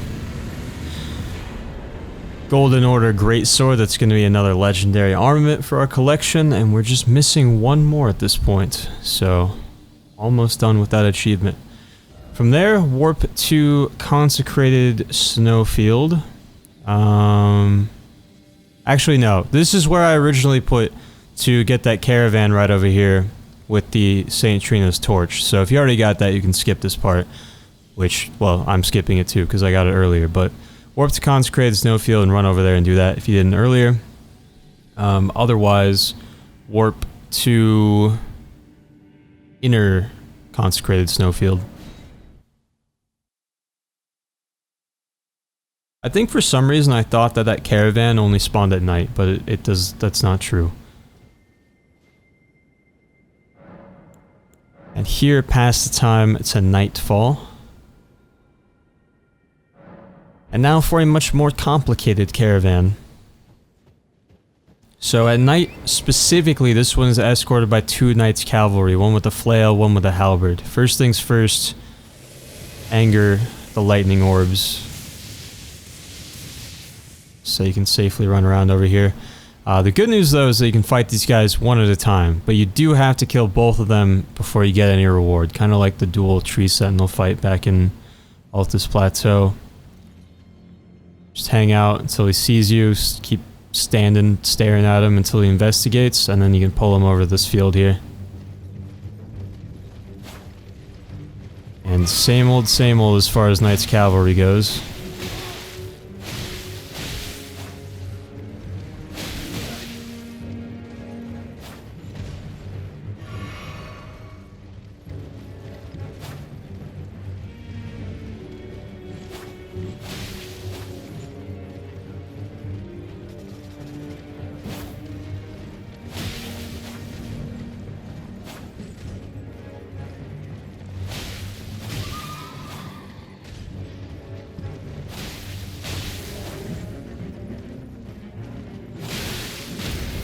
Ow.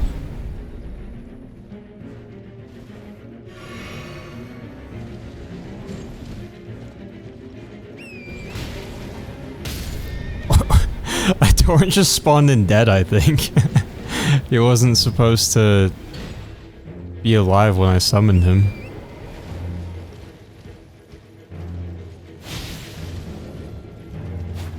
I've never seen that happen before.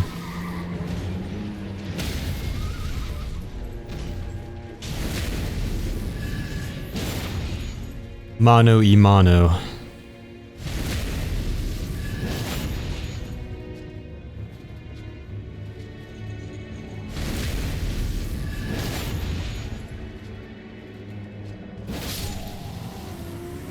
Solo mano.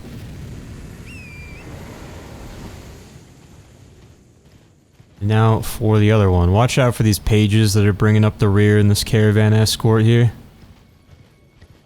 Do not want to upset them since they have those crossbows.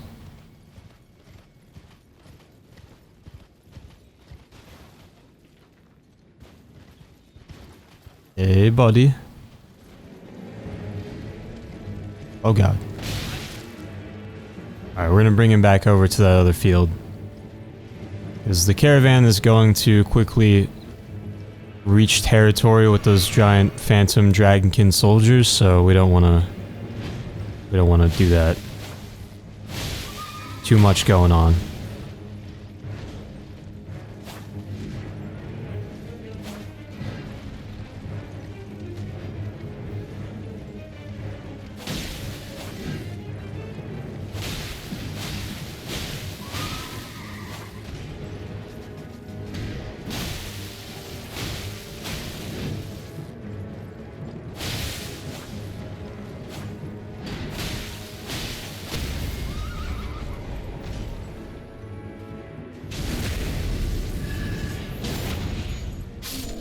That guy got dunked on. The first one was a fair fight. That was just sad. We get the whole Knight's Cavalry armor set. Definitely one of the coolest looking sets in the game. And an ancient dragon smithing stone.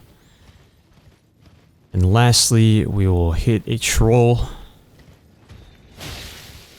Stop the caravan.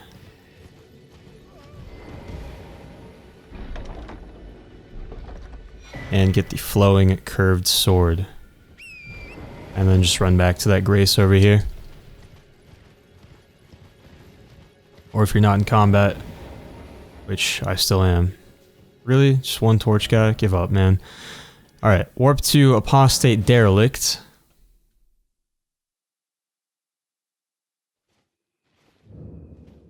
Rest again, set the time to night if it is not already.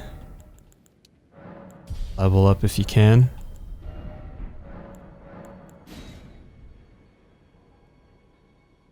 And cook up some holy water pots or any source of holy damage you would like.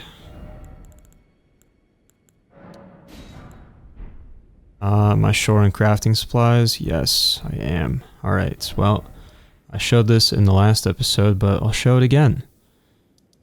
Back to Folly on the Lake for some mushrooms. And the minor herb tree and Limgrave for some tarnished sunflowers.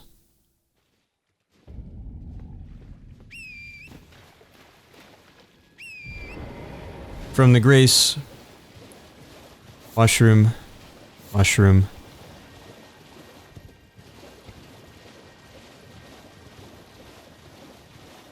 Mushroom, mushroom, mushroom, mushroom. Sometimes you get one, sometimes you get two. Rinse and repeat. Oh, I accidentally just made 5 sacred order pots, so let's just hope that's enough. It won't be, but we can hope.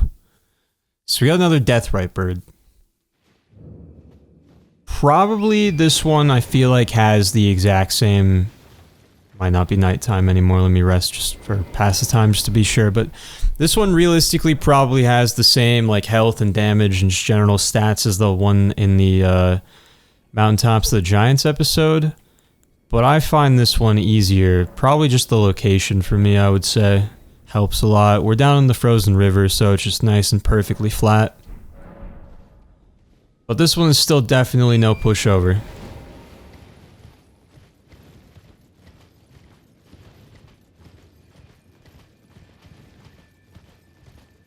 And as with the other death rite birds, this one has... You're killing it for a specific drop that you might not even be interested in. In addition to some runes, I suppose, to be fair. But golden rune 12 there for your trouble. This one drops the ghost flame, or sorry, explosive ghost flame incantation. If you haven't used any of the other ghost flame stuff in the game, probably not going to use that, so can always hold off on this fight, or just never do it.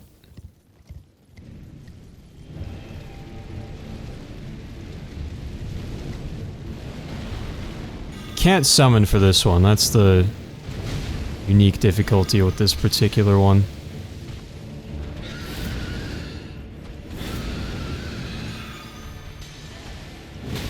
Ow. No way, that missed.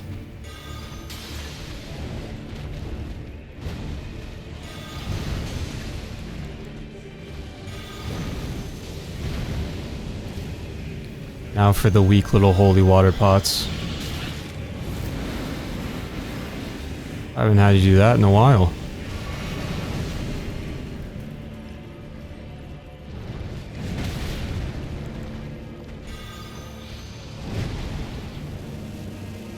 Watch out for the star pattern of fire on the ground. Wait for that to dissipate. It's kind of sketchy to jump over, so don't try it if you don't have to.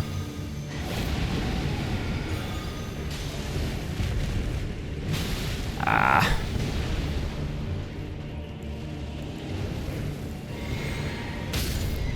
Unfortunate.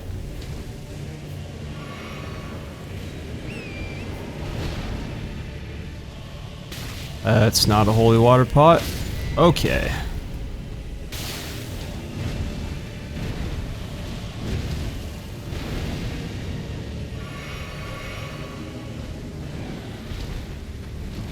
Did I mention I don't like these things? Does that come up in conversation before?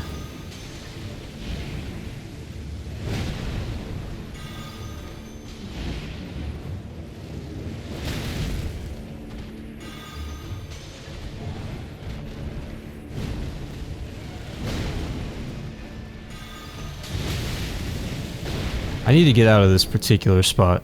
You don't have as much side-to-side room there with that little rock spire in the way. Oh. That hurt a lot.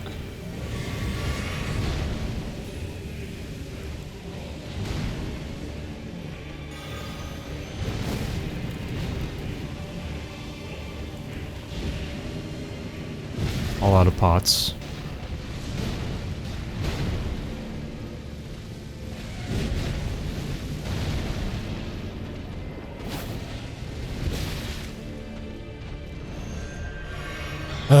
The spears again.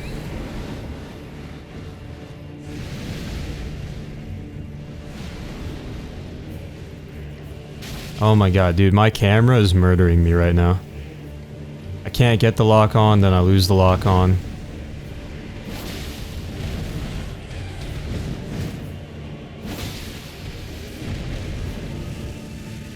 Watch out for the star.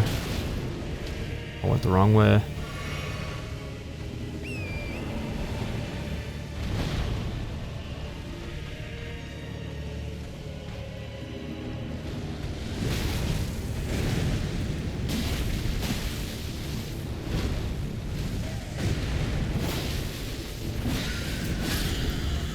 Down it goes. Those Sacred Order pots work really nicely. They're a lot more expensive to make, but...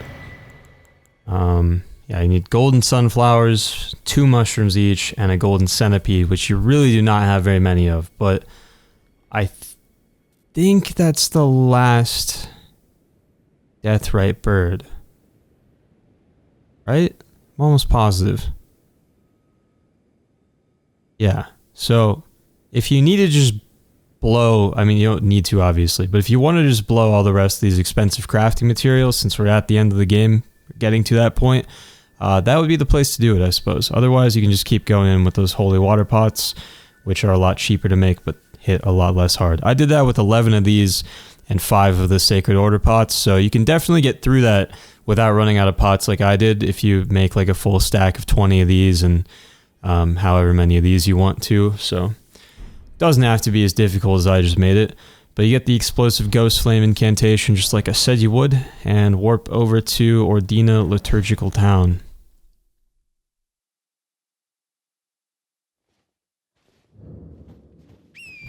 Gonna go up the staircase here, grab these flowers on the way.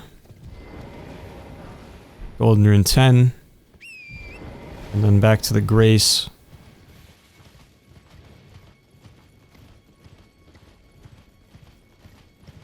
Run down here to the west to get a golden seed.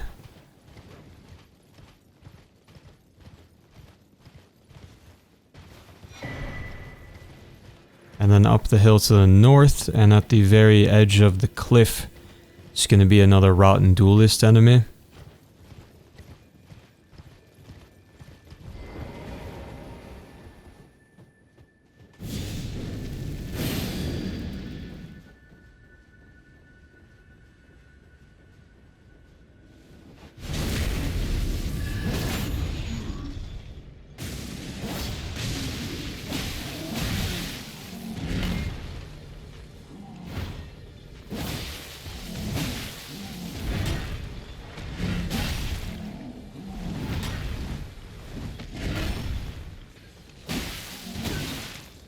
How did I not get a backstab there?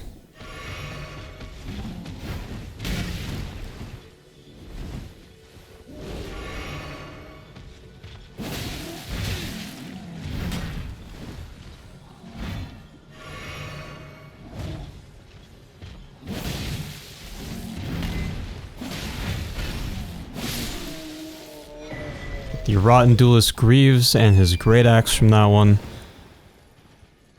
And then... yeah, so... well, I'm actually gonna go level up first, myself. Well, no, we can keep going for a second. Got some freezing grease here. So, similar to Celia Town of Sorcery back in Caelid, this town has its own, like, built-in puzzle, which isn't too surprising since I'm pretty sure every building here is, like, a reused asset from that town. But we need to go into the Shadow Realm to make that happen. But first we can get some good stuff outside of it, which could help you inside of it as well. So right over here, under this staircase, you get the whole Black Knife armor set.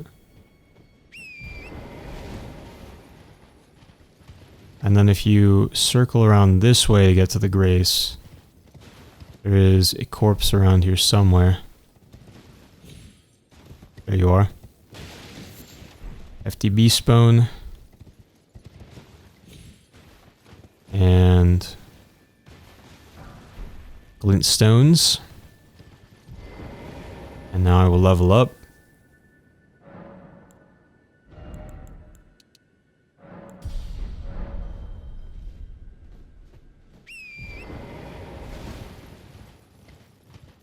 And then we'll go, let's see, get back to kind of where that freezing grease was. Some crystal darts there as well.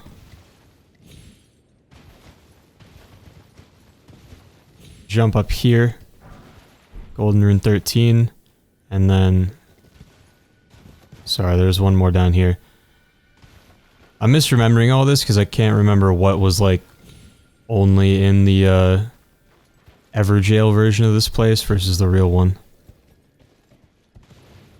So now we can jump over here. Here's the Everjail in question. We'll run up the stairs real quick. Invigorating cured meats. And then we can... Yeah, we should be safe right when we go in. Read that. Examine this. Enter the Everjail. I should have a second to explain this. So you'll have to light 4 statues by interacting with them to unlock the seal at the top of the staircase that we were just looking at a second ago, up there. Before you do that though, you want to make some preparations for Black Knife Assassins. So put on the sentry torch if you have it. I forgot to mention this earlier, my bad. Hopefully it's not too inconvenient for you to do this now. But if you don't have the sentry torch, 7,000 runes from this merchant right here in Altus Plateau, or kind of inside the Lanedale gates, I guess. And even if you have this on your back to any your weapon like this, it'll allow you to see the Black Knife Assassins. They won't be invisible. You can lock onto them. It's going to make this a lot easier. What you can also do is, I'm pretty sure there's a way that you can literally just sneak through this entire place. So if you throw on any gear that like conceals you, like we have a few options. First of all, the Black Knife armor set, I think specifically just the chest piece, but you might have to have the whole thing on. I can't quite remember for sure, but definitely the chest piece does something. You can throw that on. It'll help conceal your movements. And then you've got the, where are you at? Concealing Veil here, and also Crepus's Vial. This one makes it so you make no sound. This one makes it so you're concealed while crouching away from foes.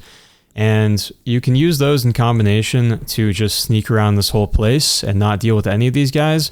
But if you do kill the assassins around here, each of them drops a Ghost Glove Ward 9. So in my opinion, they're worth killing. And they have the same moveset as all the ones we've seen before, and we fought harder, like boss versions of them, so they shouldn't be too bad. But if you really do hate them, they are not required to kill. Ghost Glove Ward 9, just like I said. And then we'll go west from here. You can't mount Torrent, I forgot. Unfortunate.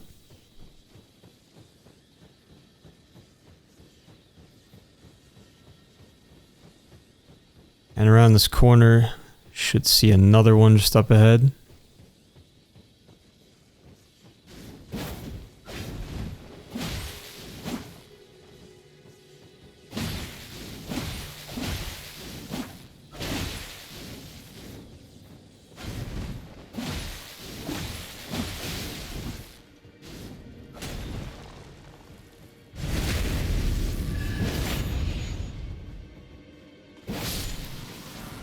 There we go. Ghost Glove Ward 9 from that one as well.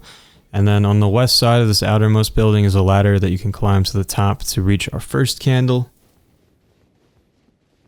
Also worth noting that the order that you light these does not matter, and they will stay lit even if you die. So you don't have to restart this entire process if this goes south.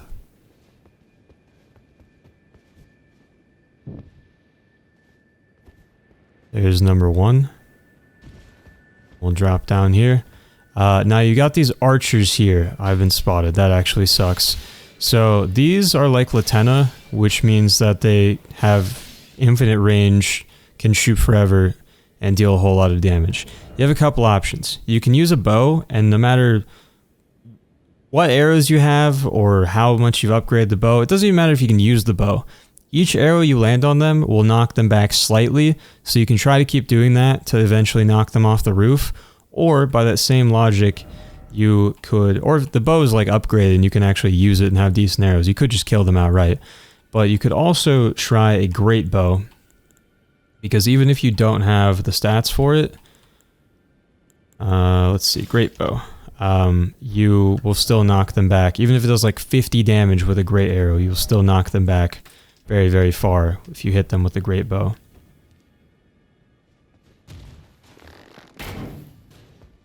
And you should be able to knock them off the roof, or at least far enough away that they cannot hit you. So that's what you want to do to handle them. I was not actually planning to go that way and was surprised by her being there. But let's go back towards the Grace, or at least where the Grace would be if we were not in the Shadow Dimension.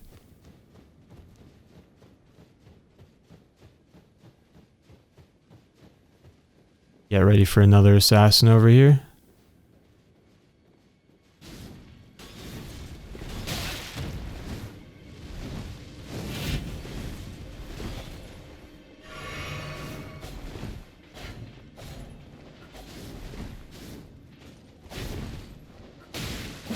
Just stop swinging. No way. I rolled through that. You know it. I know it. Everyone saw it.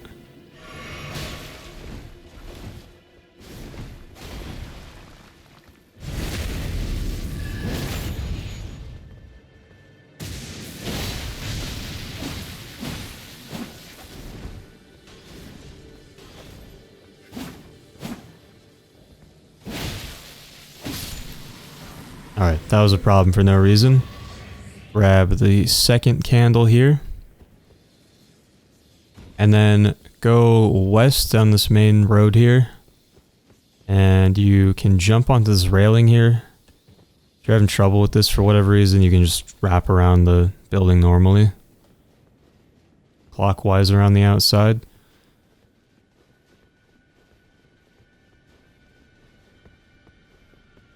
Alright, there's going to be another archer over there and another one on the right rooftop over there. So let's see if we can snipe her off before she sees us. You can do it after they spot you, but it just makes it more complicated. There's one.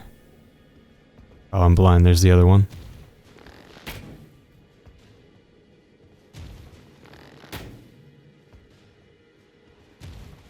It's going to hurt.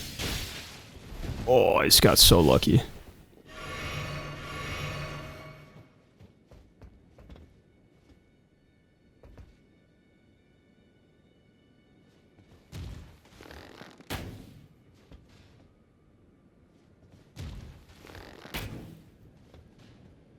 There we go. Nice.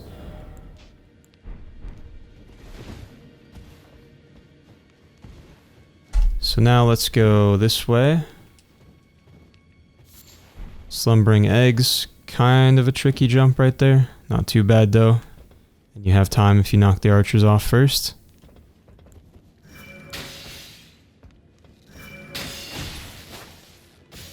Down you go.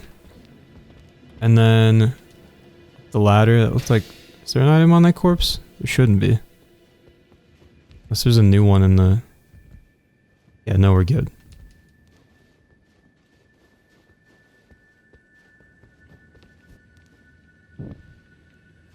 And there we go. Did I forget the third one? Didn't I?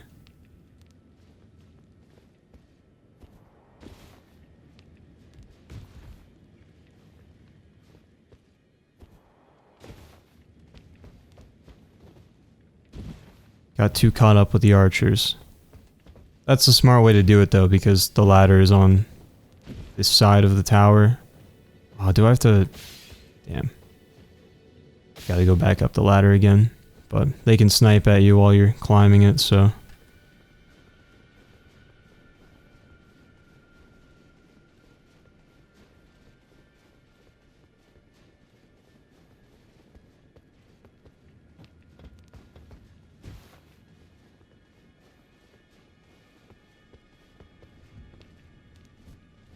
But conveniently, once you light the last one, it'll just teleport you out of here automatically. Don't have to run back over to those stairs. And even more conveniently, it'll spit us out at this Everjail, so we can run up the stairs from here.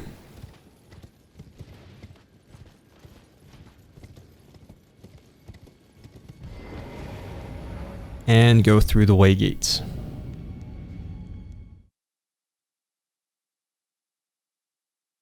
And this will take us to Miquella's haligtree. If you're brave, there's a stone sword key right here.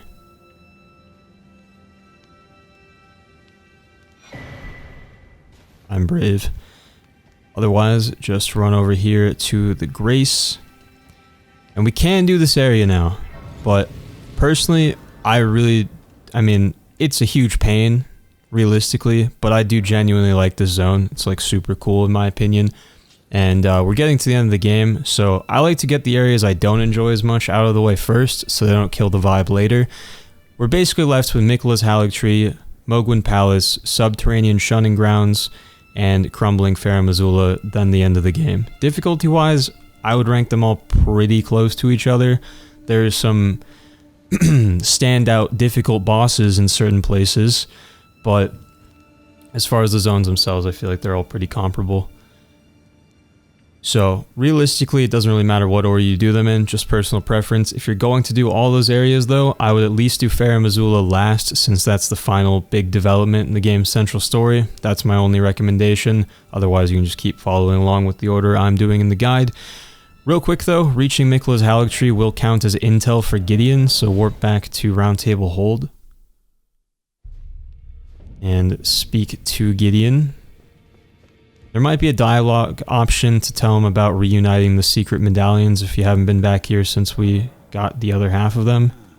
So you can talk to him about that if you want for a little extra dialogue. And then using the secret medallions is how we turn in the information we just got about discovering the haligtree. You get the Black Flames protection incantation for that. And all the post-Morgott intel for Gideon involves finding the haligtree, which we just did, then killing the boss there, which we'll do later, as well as finding Mohgwyn's Palace, which we did earlier and already told him about to receive the Fevers Cookbook 3, and then finally killing the boss at Mohgwyn's Palace, which we will do soon. So, halfway done basically, just gotta go kill those bosses. But with that is the end of Consecrated Snowfields. Next time we'll do Subterranean Shunning Grounds, and I will see you soon for that. Have a good one.